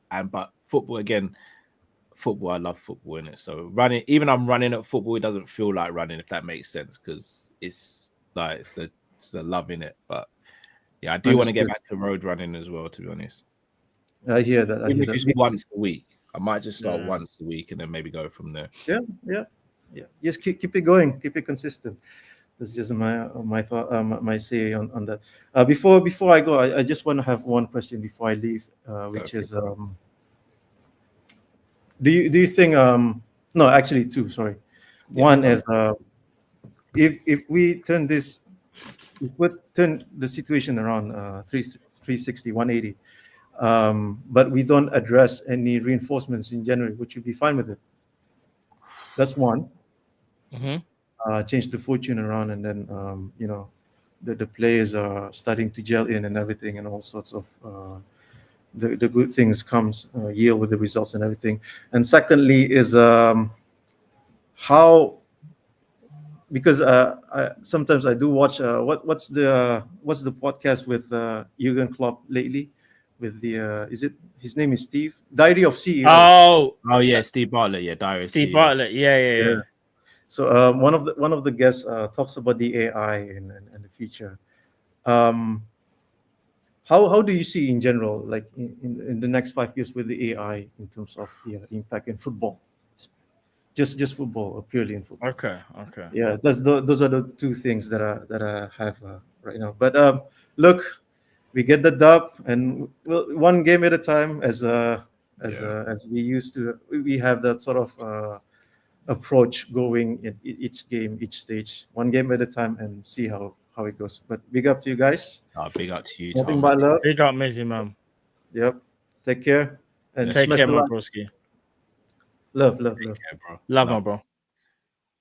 Big up Tom Izzy, man. Big up Tom Izzy. It's been a minute as well since I've spoken to him, bro. Yeah. Been a minute, man. Good to hear from you as well. Me and Tom Izzy, we message each other quite a lot on WhatsApp. He's always giving me tips on running. You know what? He's an enabler, though. He's got a sweet tooth. Don't let the fitness stuff fool you. Tom Izzy got a sweet tooth. I'll swear. Oh yeah, he puts me in. I've been doing a bit of running, but I'm gonna anyway. I'll talk to you about afterwards. But yeah, that's why. Don't know whether Hassan gave me that backhanded comment in it. Do you get what I'm saying? But I've been on a kind of like on a journey from before anyway. So even cutting down like sugar, like I don't really have a lot of sugar, but it's like Like sometimes I might have like a fizzy drink. I would say that's my kind of thing, a fizzy drink, not sweets or anything. It just might be a fizzy drink. So I'll be honest, I'd cut down a lot of sweets and sugar, but over the last, I'd say, if I'm going to be honest, over the last 2 weeks, I've got quite bad, so I need to click into gear again with that. First question was, if we could change our fortunes between now and January and not sign anyone, would you be all right with that? The only signing that we kind of really need is a centre back. I don't like. I understand the whole Belabor Wharton thing, but you see what would happen there? You add in more players. You know what I'm worried about? You give the manager even more tools, he's gonna mess up again. Let him do with what he has right now. Unless there's if nothing changes, and Gakpo's doing fine, and maybe Chiesa gets a couple more minutes, I think we're okay. I'm not saying I'm saying no to Semenyo or Rodrigo or nothing like that. I'm just saying, let's see where we are first. And I don't think we should complain too much because we've had so much change this summer. You want to add in more players? I guess Semenyo and Gueye you could get away with because Gueye just comes in. It'd be Semenyo and Schlotterbeck. Yeah, or Schlotterbeck. I don't mind them, but what I'm saying is at the same time, bro, it seems to me that this manager struggles to get his ideas across to too many people at once, and you want to add in more. I don't want to give him too much to think about, and it seems like he struggles with it, bro. No disrespect to Slot. No, that's a very fair analysis. Yeah. AI in football in the next 5 years. Can I take this one? Yeah, of course, can, bro. I think AI is going to be one of the world's biggest blessings and biggest curses. AI in football is definitely going to find a place in football. 100%. It's impossible for it not to. It's found its way in every other walk of life. Yeah. Football, there will be use of AI in football. It's just that with the people who use it the best will get the best results. The people who try and abuse it or misuse it, it could be catastrophic. But I do generally there's so many benefits to AI, but there's so many things that can be done wrong with it as well. Like 100. It's crazy how bad AI could potentially be, but it could also be fantastic as well. Yeah. No, I agree. So yeah, time will tell on that. Right. Gaz, brother, you ready? Let's bring in Gaz. Big up, man's looking like Kratos out here. Do you know what it is? I'm not going to shave my beard until we win a half.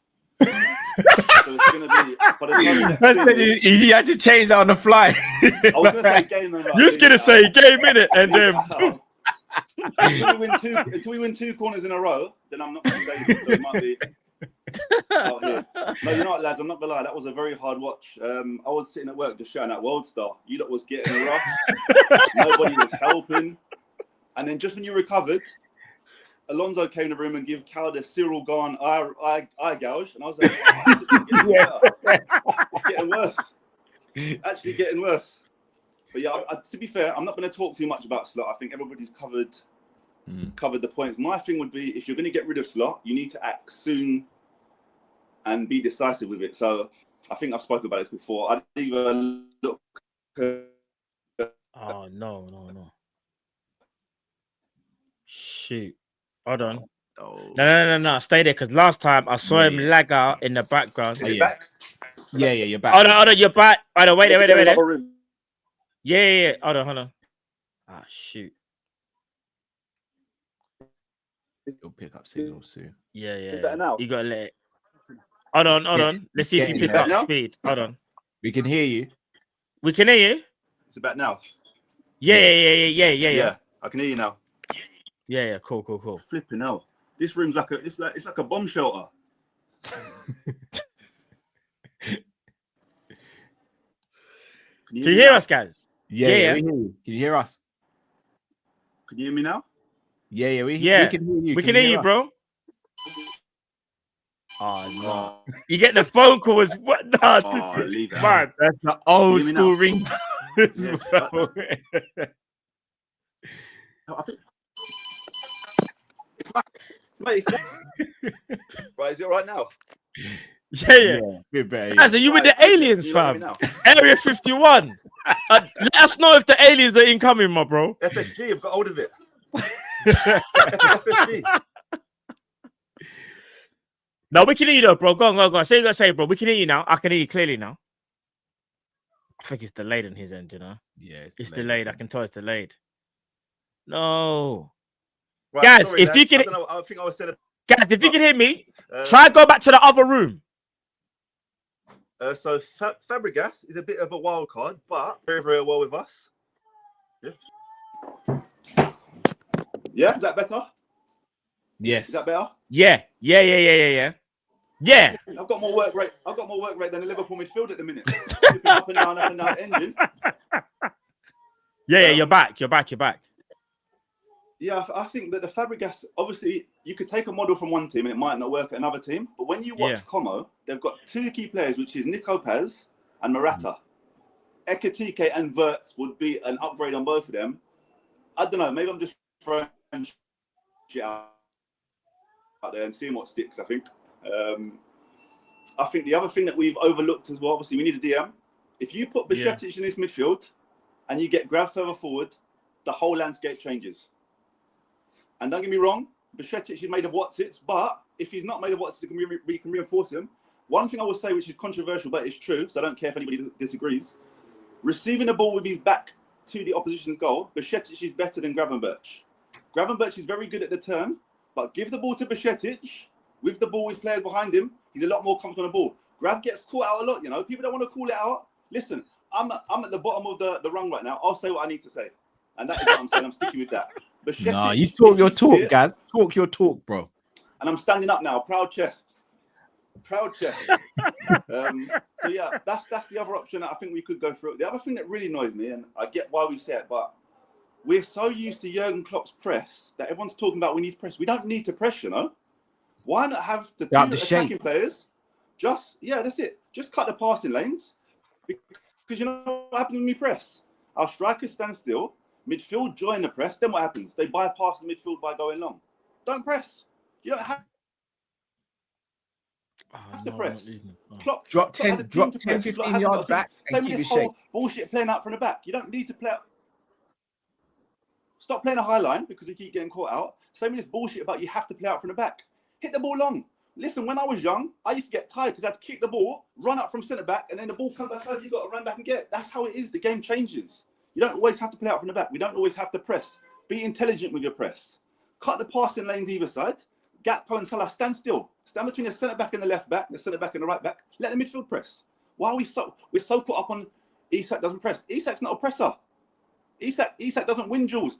Isak puts the ball in the back of the net. Like we're so caught up in it, and we should appreciate Klopp for what Klopp had and the team that Klopp built. That's the one thing I will say is Klopp brought in players that he knew could play his style. So Henderson wouldn't work in his team. Genie, I think would. Yeah, Genie would. The player I tell you if we could have right now. Thiago. No, Fabinho. Yes. We had Fabinho in this team. Yeah, but Thiago as well, guys. No, you're right with Fabinho though, but Thiago as well. I just want someone like Endo tries to do it, but he's too slow to do it. I just want somebody that will punch a man in the face when you're through an out goal. That's what I want. I want a Diego Godin. I want a Pepe. Yeah, you've always been about them defenders. Listen, stop being so fucking nice and knock a man out. If you have to do that and you get a suspension, we win the game, we'll celebrate with you. If you get a red card for taking your shirt off, we will not celebrate with you. That's dumb. So yeah, I think obviously being at work is stress as well because I'm trying to manage the thing. The one thing I'll leave you two guys with, because I've taken up a bit of time and I'm all over the fucking shop. I've had about 4 coffees. I don't know where I am. I'm doing shuttle runs at work. I'm doing a fucking bleep test. The one question I'll leave you two both with, and obviously I'll say hats off, lads. Love the show like always. But the question I'll leave you two with, and I think this might affect Cal. I don't know if Cal, you're sitting.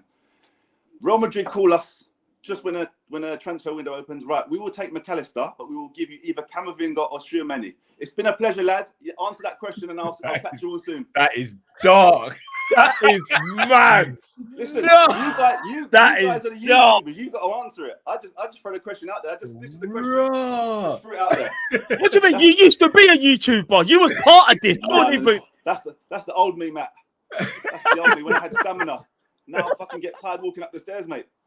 But yeah, I just wanted to see where you lot are at, because I personally feel Tchouaméni in this team. I'm not gonna lie. That's the guys. I've been speaking. Anyway, yeah, I'll ask you a question. And I know I don't think Cal's as Tchouaméni pro, and I know you are, Matt. So I thought I'd throw Camavinga in just to mess. Yeah. No, but you prefer Camavinga though. Yeah, I prefer Camavinga. Yeah. So I thought it's a bit like if you was to say to Drift, would you have a donut or would you have a Cinnabon? I know he's going Cinnabon all day, but a donut's not a bad alternative. So I thought I'd see where you lot were at. But absolute pleasure. Lads, everyone like, subscribe, share, send it to your mum, your mum's workmates. Mum, I've got my mum watching it. She's not good with technology, so she might not. If you see any weird comments from a random lady, just ignore it. She's not really a Karen. But yeah, no, it's been an absolute pleasure, lads, as always. Next time you see me, bless up every time. I might just be all beard. I might just literally just be all beard. Oh shit, it's all kicking off. I might just be all beard. We don't know. If we win 2 corners, it's coming off. Yeah, love you lot in the family. Hope everyone love my well. broski. Love, and we'll have to have a catch up soon. Definitely, my broski. If we win, let's say if we win 2 corners and 3 throw-ons, we'll start our own little parade in Liverpool. We'll go to that parade. South London, let's do this. That'll be the cup, the throw-on cup. Listen, we've got to take the wins where we can, lads. The kits are nice, though. The kits are really nice. Oh, bro. Blessings, my bro. Love to you, the family, my broski. Bless up, mum. Send me you lot, lads. Bless up. Take care, man. Bless up, mum. Take care, bro. Oh, man. All right. So my answer is going to shock a lot of people. I think everyone knows how much I rate Camavinga and Tchouaméni. However, their injury records scare especially Camavinga's injury record over the last couple of years scares the life out of me. Scares the life. If it weren't for injuries, I would probably bite your hand off for the option. It's the injuries. The fact that they're picking up injuries like that in Spain, if you come to a more physically demanding league and weather as well. Is it more? I know they've both been injured, but is it more? Because I feel like Camavinga is literally the definition of injury prone. Camavinga's injuries are kind of dark, man. Because I remember Tchouaméni had a bit of availability when he had to cover for centre back when Real Madrid had no centre backs. He was there, ever present. No, and his game got sacrificed for it as well. And Slot made him play centre back, innit? I think, look, I'm not upset with Tchouaméni or Camavinga. I just think we need, if we are going to move to the question Gaz asked, no, because we need availability in it, even though it's quality. One thing I will say to add to that, though, is that you know my thing already. I've been saying for a minute, I think Tchouaméni would have been amazing for this team. And I remember people saying he's not that good with the ball. I'm telling you, like someone's just said it now, Tchouaméni's crap. Go and watch Tchouaméni properly and go and watch Tchouaméni play football. Tchouaméni is a problem. That's just if you don't agree with me, fair enough, but you go and watch the way how Tchouaméni plays for Real Madrid when he's actually used correctly, not as a centre back, and he's got the right pieces around him. Tchouaméni can ball out. Go look what he does for France as well. I'm telling you, he's a problem. But again, if he was to say to me Wharton and Belabor, then we can have a conversation. I'd say because their availability. Not just that, I just think we need a bit more balance in the team. Like the midfield pivot players. Sobo, Grav, Jones, they're more, in my opinion, even though they can do the defensive work, they're more front-footed. They're more, we want to get towards the opposition goal. For me, we need 2 midfielders. With Mac and Endo are going, let's say, for example, we need 2 defensive first-minded midfielders.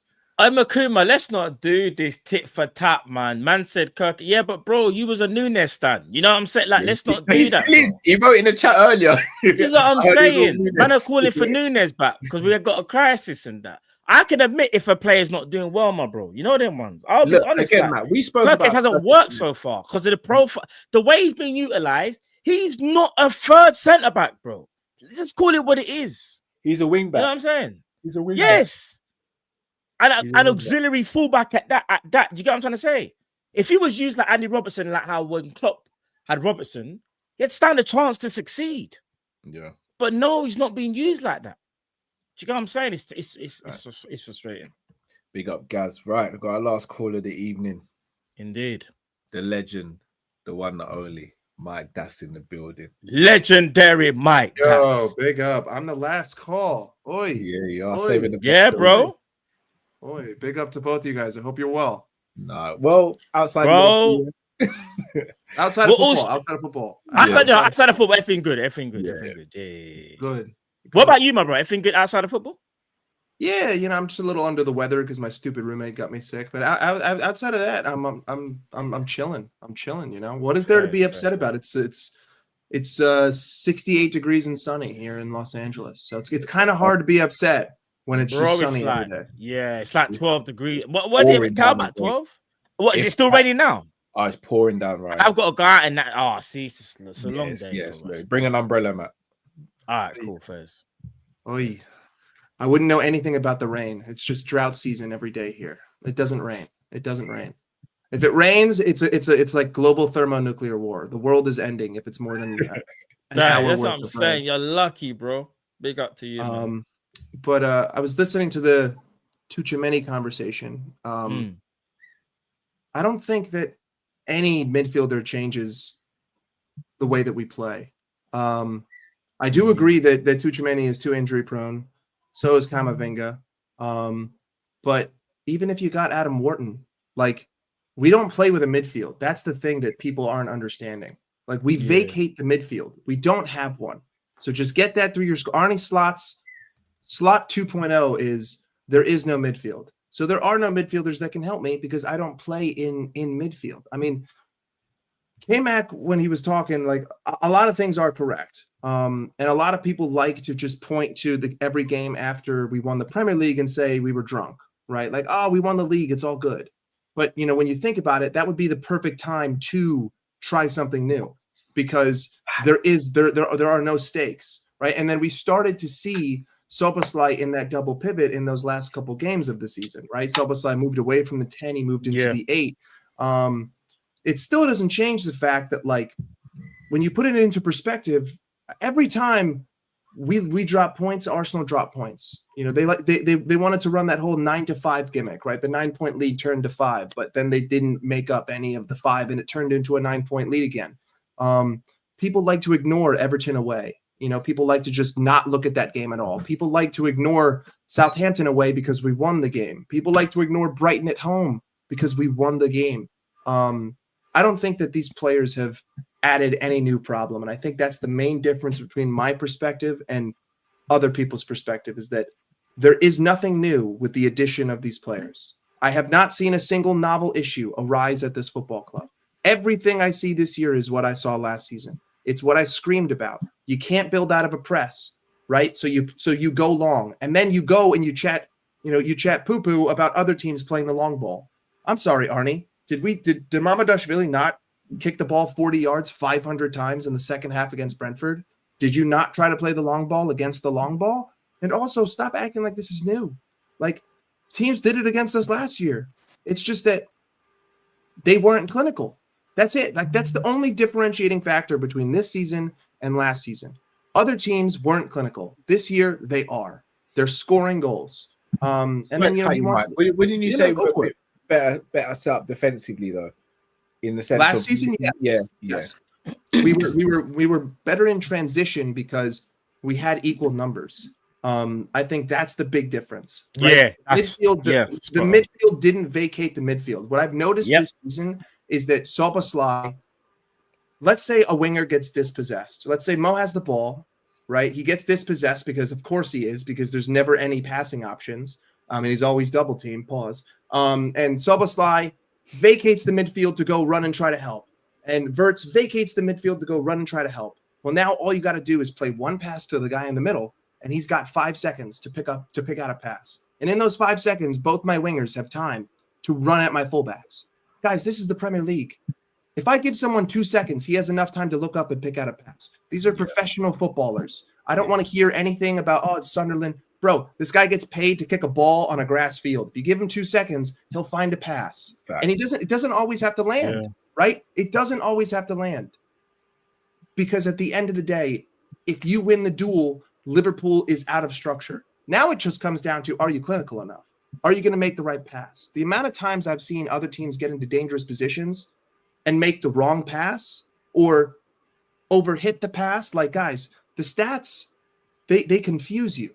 You know, stop looking at this whole stat stuff, because what stats don't take into account is if a Brentford winger gets the ball and it's a one-on-one and there's two Brentford players marauding down the other side of the field wide open, if he doesn't play that pass, that doesn't count as a chance. But in my mind, when I see that, I know that that's a chance. If he had seen it, it would be a chance, but the computer isn't going to register. Yeah. So we have to get out of this whole like this is. I felt like I was saying that a lot the first half last season, but we were winning games, so people didn't want to hear it. And then, you know, I drank some of the copium. I was like, you know what? It's good to be winning. It's good to be 10 points top. I'm gonna be a little bit of a, you know, cocky person here. I'm just gonna banter. I did that at the beginning of this season, and then look at how it, you know, bit me in the rear end. And now all of a sudden, you know, to me, Southampton was the turning point. Even though we won that game, that's when I really switched. And then every subsequent game after that, we get worse and worse. We lose more and more of an identity. And now you're left with this, I don't even know what to call it. Like, I genuinely feel like tomorrow is so predictable that I know what's going to happen. I even know what the substitutes are going to be. You know, Grab is going to start next to Soboslai. Yeah. You know that we're going to struggle.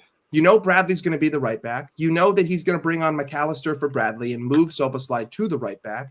You know that Mo's going to play all 90 minutes. You know Gakpo's going to play all 90 minutes. You know Ekitike is going to get subbed off for Chiesa with 15 minutes to go. You know that we're going to build up in a 3-1-0-0-0-0-6, and it's just going to be the same exact problem. Like, guys, everyone's just got to get it through their head. If you vacate the midfield, you will lose games. It's that simple. And I beg everyone in the chat, tomorrow during the Villa game, do not watch the ball. Stop watching the ball. Take 15 minutes and don't look at the ball. Look at everyone else. Watch how they walk. Yep. Yeah. Watch their movement. Watch the shape. And then also watch what the other team does. Right? We analyzed on my channel. We analyzed the whole Brentford game. I tried to do the whole game. I couldn't get past the 25th minute because we had spent an hour and a half on 25 minutes of football. But when the opposition doesn't have to move, they don't expend energy. And when they don't expend energy, they're fresh. And when they're fresh, they don't get tired. And when they don't get tired, your subs don't do anything. Like, it becomes so easy to defend against us because they're not tired. And then I see people try to grab a screenshot from the last 5 minutes. Look at what Brentford did. They had 10 men in the box all game. Okay, Gaslighter. Sure. It's not like they had 6 in the middle of the park for 90 minutes. Yeah. And what they meant to do at that point? What, just vacate the defending and let us it's the end of the game. That's the only time we play football. It's the only time we play football. Guys, there's a reason why in the last 10 minutes we look so good. Guys, we look so good at the end of a game because they throw tactics out the window. The other team is back up against the wall, and our players just say, you know what? It's time to play ball. And that's the only time we see fluid movement off the ball. It's the only time I don't see 3 players in the same position in the opposition box. And, you know, individual brilliance is the only thing that has taken us to what how many wins did we have? 7 straight wins. It's the only thing. It's the only thing. I mean, we did our best to lose those games too because we sacrificed 2-0 leads. It's just, I don't believe in the system that he's putting out there. And unless he does a dramatic change, which would then prove me right, we're not going to see any kind of change. Even if we win tomorrow, boys, if we play like we did against United, I'm not changing. Your stance shouldn't change. You shouldn't be confident in this team. What's sustainable about? Sorry, I'm rambling on this whole. No. Don't apologize, bro. I completely hear it. Here's the thing. I hear a lot of people saying, I'll know after the Villa game. I'll know after the Villa game. What if we draw the Villa game? Like, we could effectively draw the Villa game. For me, and again, it's very easy to say based on the result. For me, it's more about the performance. If we lose tomorrow, Mike, but I see a formation and a system that is genuinely trying to get the best out of our players, and we've just been unlucky or individual mistakes have cost us a game, I won't be crashing out on Slot. But if we are playing what we've been playing and systematically it is broken and he continues to play that and then we lose the game based off of that, then I'm gonna be like, what are you guys not Well, seeing? did you listen to his did you listen to his pregame press conference? You know what? Shout out to Jamrock, because I was gonna bring this up. I'm glad you're here as well, mate. So Slot said playing another style is against his core principles, but he has won before not playing his style. What does that mean? So he was alluding to the Man City and the Real Madrid game last season. The man, look, we all lauded him for that, saying this is brilliant. He's tactically outmastered Pep in this way because he's done something that no one expected. The Real Madrid game, remember Trent didn't play in that game. We were fantastic that game. Double 10. And now we're saying we don't like he doesn't want to do that. Well, did you watch? Not only that, he basically said what Arne Slot, what his new pattern is he likes to lay out every excuse and then he finishes it with, but it's not an excuse. So okay, thank you, Arne. Thank you for giving me every excuse, but then canceling it out with the simple sentence of, but it's not an excuse, guys. Yeah. He's so adamantly behind this system. He doesn't believe that anything is wrong. I mean, he was blaming fitness today. He was blaming players not having a preseason, even though only one player didn't have a preseason. And he's not even affected in the area of the pitch where I'm having trouble. I'm not having trouble scoring goals. We scored 2 goals a game. I'm having trouble because I don't have a midfield, right? Like, I don't play with a midfield. In fact, I don't even play with a defense. I just do 3-1. I put my left back as my center back, who isn't a center back. I put Soboslai in front of him, and I say, okay, go beat 5. Go beat 6 players. Do it every time. It doesn't make any sense. I don't see how any other players change the basic core fundamental principles of this team. And the core issue is that they can't build out of a press. And they can't build out of a press because they don't use enough numbers. And he refuses to drop the players back unless it's the second half versus Frankfurt. Second half versus Frankfurt, we had Robertson as a center back, Gomez as a center back, Van Dijk as a center back. We had a rotating double pivot, and we had Curtis Jones playing, left wing back at times, and Connor Bradley playing right wing back at times. Yeah. Why didn't we just do that against Brentford? I don't understand. I get it. It was 3-1, but you still created like 7 opportunities. Probably could have won that game like 9-1. But I think a lot of people are hyper focusing on players. They're hyper focusing on extenuating circumstances.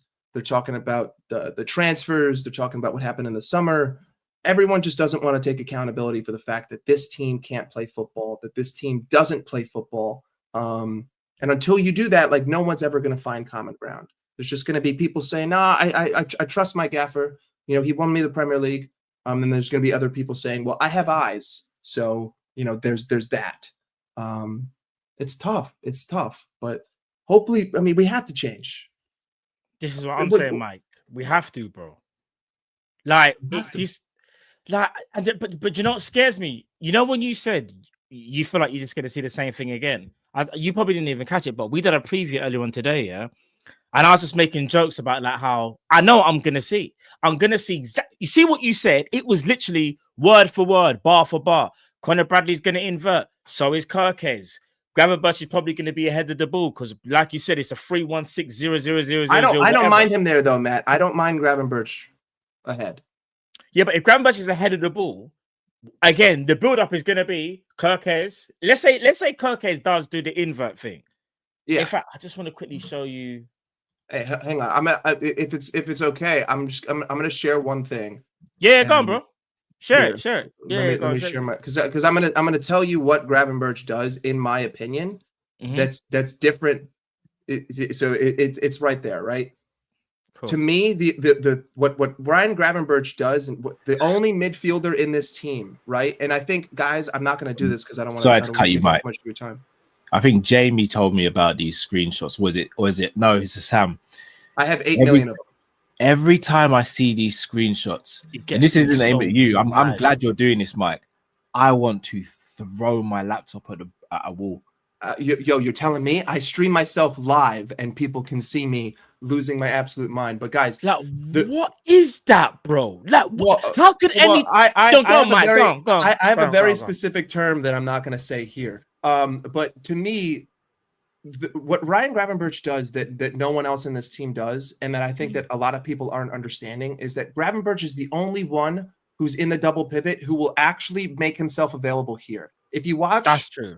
If you watch Everton or Atletico Madrid, you'll see a very similar invade this space. This referee has no one within 20 yards of him in any direction, right? But Gravenberch is the only one who will go here. So when people say Gravenberch is going forward, I'm like, that's what he's supposed to do.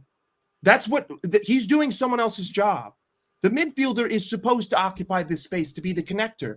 Florian Wirtz is supposed to be here. Mohamed Salah is supposed to be here. Connor Bradley's supposed to be here. Why is Szoboszlai holding hands with Ibrahima Konate? Where is Virgil van Dijk pointing? For the love of God, can someone please tell me, where is Virgil pointing? What is he pointing at? Kirkus is over here. And when I say it's so easy to defend us, guys, everyone in this picture is walking. This is a still frame. If I pulled up the game that I have recorded and I played it for you, they would be walking, which means that 1, 2, 3, 4, 5, 6, 7 guys are walking. I'm already at a numerical disadvantage, by the way, on this side of the pitch, because it's 7v6. And that is the core principle of Liverpool Football Club. It is 7v6. It is 5v4. It is 3v2. It's always a numerical advantage for the other side. And I'm not going to slight any of my players who decide to go off script and invade this zone, because someone has to do it. And you know, you would solve so many issues by just invading the space. Occupy the empty space given. But no, we like to create circles at this club. Sorry to cut you. No, you're good. You're good. Which way are we attacking in this picture? Forward. From this right to left. This way. This is the opposition. This is their goal. Right here. Yeah. I mean, I have more of these. I have many more. Sorry, Mike. When you read the private chat quick, is this what you call it? Oh yeah. Oh yeah. You want to know why? Yeah. But listen, I'm gonna explain to you why. Ready? Because you've got one lip and then you got two lips, and then you can use your imagination. Here, bro, look at this. Ready? This is lip number 1. This is lip number 2, and this is that zone. This is the zone that no one's allowed to enter, right, bro? Like there is. I mean, again, this is another massive issue that we always see, right? Everyone likes to slight our wingers, but let's just say, for instance, Connor Bradley had the ball here. Like, bro, it's a 4-on-3. In fact, it's a 6-on-3. This whole zone is completely screwed. Why are they all in the same spot? Yeah. Why are they all hanging out together? What are we doing? How is this our buildup? By the way, just to sort of dress this up, Virgil van Dijk brought this ball in, right? And then Dominic Szoboszlai was here, and then Dominic Szoboszlai just dropped here to take the ball, and then he eventually passes it back to Virgil. No. I mean, what is this? Where's the last one? And the icing on the cake. The 3-1-0-0-0-0-0-6. This is Liverpool Football Club. This is what's known as a 6v1, and you can use your imagination for how that ends up. But Curtis Jones is making his way forward. Florian Wirtz is in no space. I mean, bro, look at Mo. Mo, where are you running? Where are you going? What are you doing? But then people want to tell me that it's ball playing center backs are the reason why. You're right. The reason why this doesn't work is Mark Gahey isn't here. Attaboy. We don't have Mark Gahey. And that's why this doesn't work. Okay, you're right. I'm just going to ignore the 6v1 in the middle. It's like a fake taxi video. Come on, dude. Use your imagination. It's ridiculous. I'm just tired of it. I'm tired of people waffling about nonsense. No one wants to go back and like rewatch the game. And it's like, if you do, I promise. I do that as well. Promise it becomes... see this guy says armchair QBs. It doesn't take more than an armchair to realize that you're probably losing this. This probably doesn't look good. This looks pretty peak. This looks pretty peak. But anyway, that's all I wanted to share. Gravenberch is the only one who's willing to invade those spaces. That's it. No, Mike, I'm so glad you just did that, because it puts so much into perspective. That's just one game, Cal. I have that same thing for. We did it for Palace. We did it for United. Yeah, bruv, I've got I rewatch all the games, Mike, and I do the same thing. And I just got to a point. Ask Carl. I say to Carl, like, I'm going to dissect the game. I just got sick and tired of dissecting the same thing over and over again, of seeing the same stuff. Oh, I'm just sick to death of being sick to death. I'm just tired, Mike. I'm tired, bro. And let's be honest. as much as we want to be positive for tomorrow, and we will be because we're Liverpool fans and we're always going to believe that at some point our team can win games. But Mike, what you've shown and what I already knew, and probably what Kyle probably already knew as well. It's a coaching managerial issue. It's these players did not wake up and go, we're gonna play like this. We're gonna change what we did last season and we're gonna play like this. This is what we're gonna do, and we're gonna disobey the manager. No, they're all going by the manager's directions or his ideology. This is what he wants.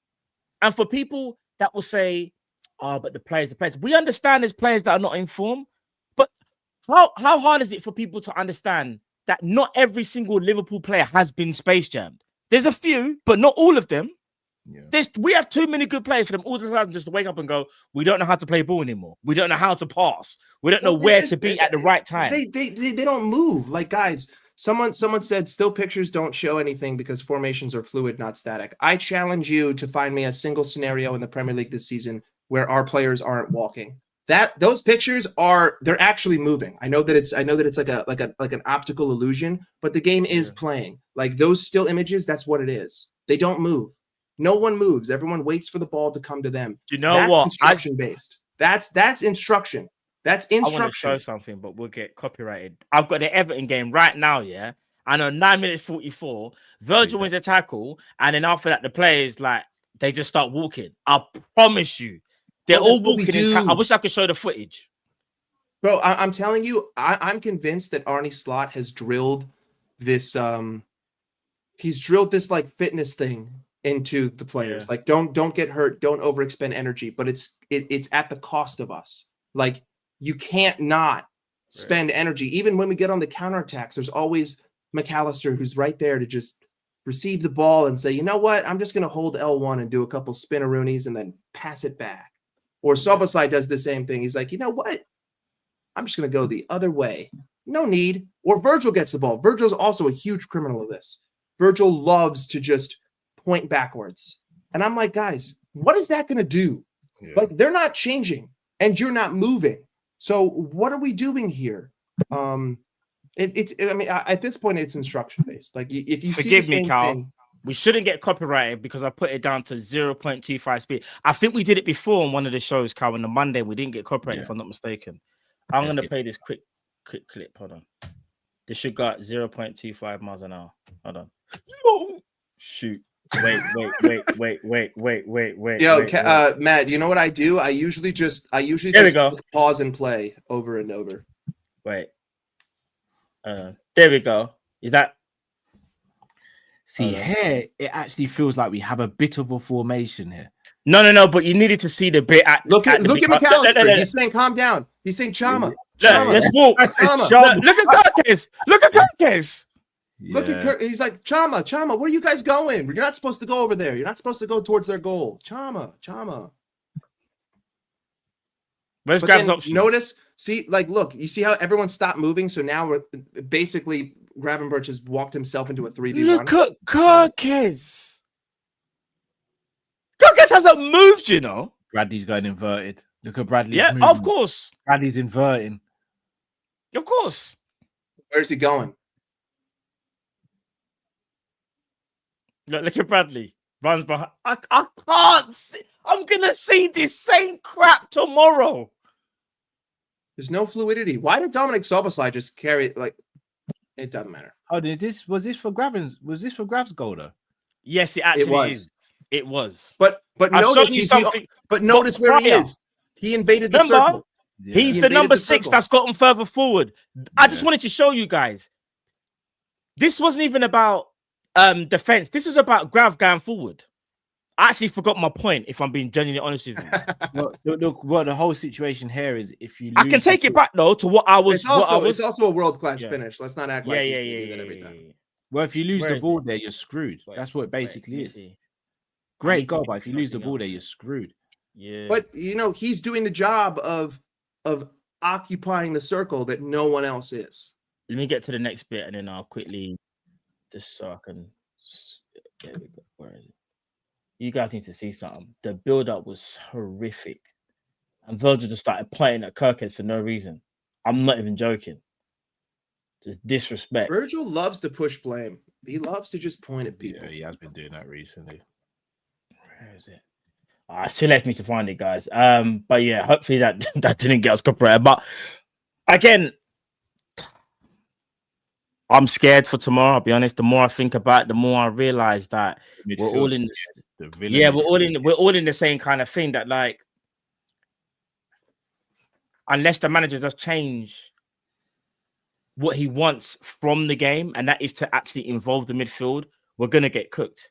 And Aston Villa are a powerful team, and their game does go through their midfield as well. They also play midfield 5. Yes, they do. And McGinn will tuck in as well, make it more narrow because he's not a traditional winger as well. They'll only really use the outlet of the left, which will be Marlon most likely because Buendia got injured. Yes, it's they're gonna set up with a mid block. They're gonna put 5 in midfield, and if anything, they'll have one midfielder drop into the back and do a 5-4-1 if they want.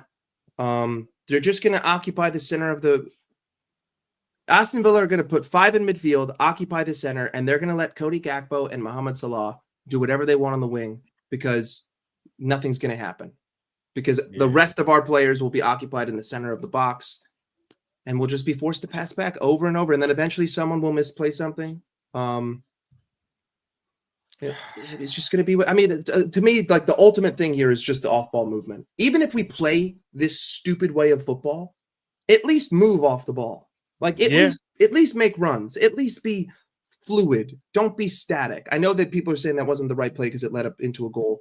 But just take into account that Gravenberch, who's supposed to be our DM, is the only midfielder that's actually willing to attack the empty space. It was the only one. That was the point of that video, was that he would attack the space. Sobosai doesn't do it. Wirtz doesn't do it. McAllister doesn't do it. Wirtz doesn't get the chance to do it. McAllister can't do it. He physically can't because he can't physically run. He can't move, McAllister. Curtis Jones does it. Curtis Jones does it, but he's not fit. So it's peak, guys. It's not winning football, and it's very parallel to how we played at the second half of last season. We had these same issues. Arsenal away.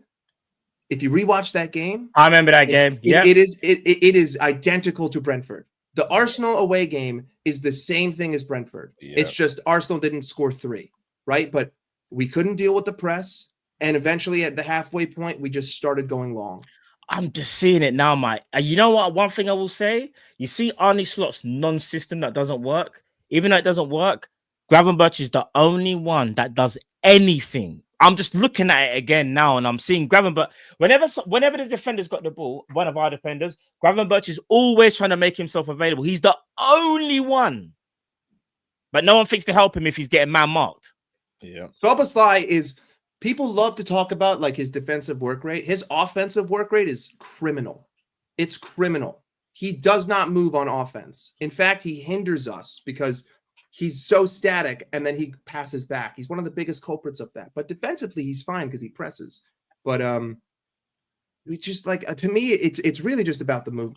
Like maybe the system could work if everyone was moving all the time and they never stopped moving, and we were always, screwing over the opposition defense and pulling their defenders. And that's what Chiesa is really good at. Chiesa is really good at not being involved in the play, but being involved in the play. He's really good. He's really good at occupying defenders and forcing them to either A, commit, or B, stay where they are. And if you stay where they are, well, then you open the lane somewhere else. Just go back and rewatch Gakpo's goal against Frankfurt. All Federico Chiesa. Yeah. But we'll see. Hopefully we change. If we don't, I don't see too much of a change. But I'll never predict a draw or a loss ever. I'll never predict that. I hear that. The problem is publicly. Yeah. That's what I was gonna say. I hear it, bro. Because again, I think last week was the first time I think in the cup. And obviously I didn't even know we was gonna play that team. Me and Cal in the preview, and we both just said like, I think we might lose this game. I wasn't that far off, Matt, from what in the preview, from what he actually played. I just didn't think it would be the bench. I just didn't think that bench would be. I predicted 10-0 against Crystal Palace before my game, so. But that also doesn't count because that wasn't our team, Oh yeah. See, look at that. Look at that. Look at how it turns into a 2-1. What's Kanate meant to do here apart from pass to Bradley? Even that's McAllister does well to drop back. Isn't this the second goal? So I just found the space and thought, let me just press play.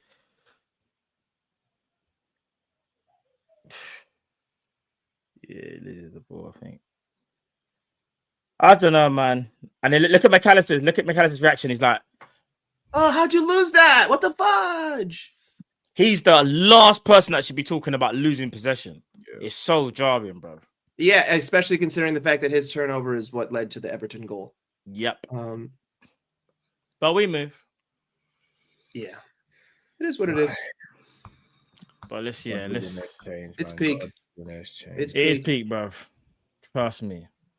It's dark. Mike, let the people know where they can find and support you, my bro. Right here, guys. Right here. We're live all the time now because life sucks as a Liverpool fan, which means that we have to use it as therapy. We'll be live for the game tomorrow. It's 1 p.m. Pacific Standard, so I can go live to do a watch along.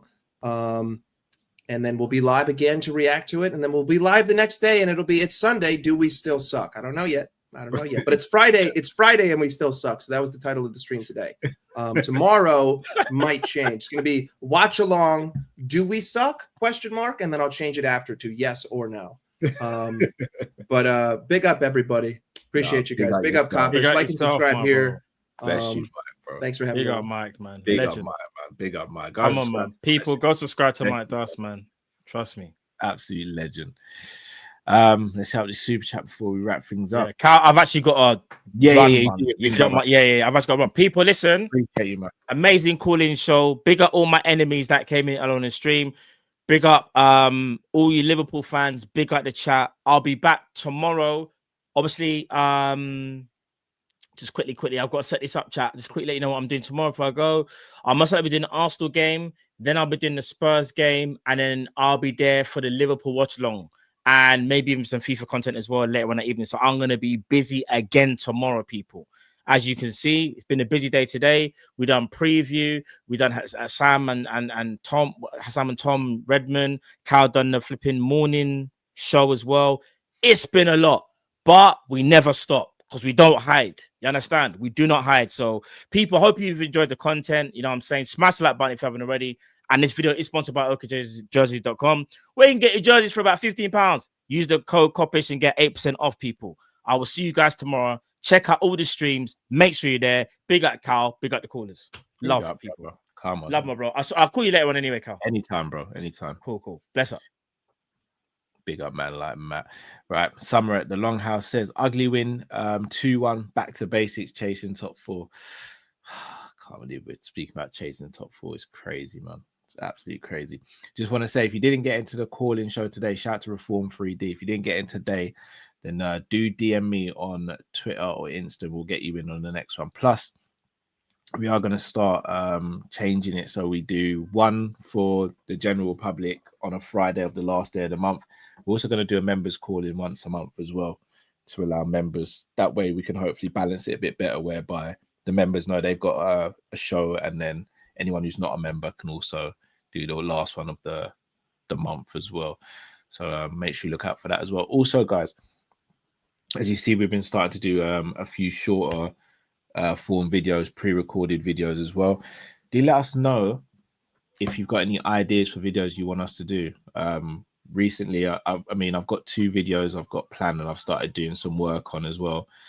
So we are trying to diversify the channel a bit more. So do let me know as well if you think of anything. But people, look, it's been a long Friday. You've seen a lot of us today, but we appreciate you guys as always for supporting the channel. We're on the road to 40k. Let me see how far away we are from it. We're a few hundred away from it, if I'm not mistaken. Let me actually have a look, because I'll be real with you. If we can get to 40k before Christmas, that'll be epic. I think we can do it, guys, but we're going to need your help. So please do share these streams and share our message on social media. And yeah, man, I'm hoping we win tomorrow. I really am. But we'll see. Do you know what, VDR, you're right. I do need to. I will get back to you, VDR. You're right. But no, love to every single one of you. As Squidly says, pray for Jamaica. Big up to everyone in Jamaica, in the Caribbean islands who have been affected by Hurricane Melissa. And until we see you tomorrow, guys, stay safe, stay blessed. We're Kopish and we're out, people. Take care.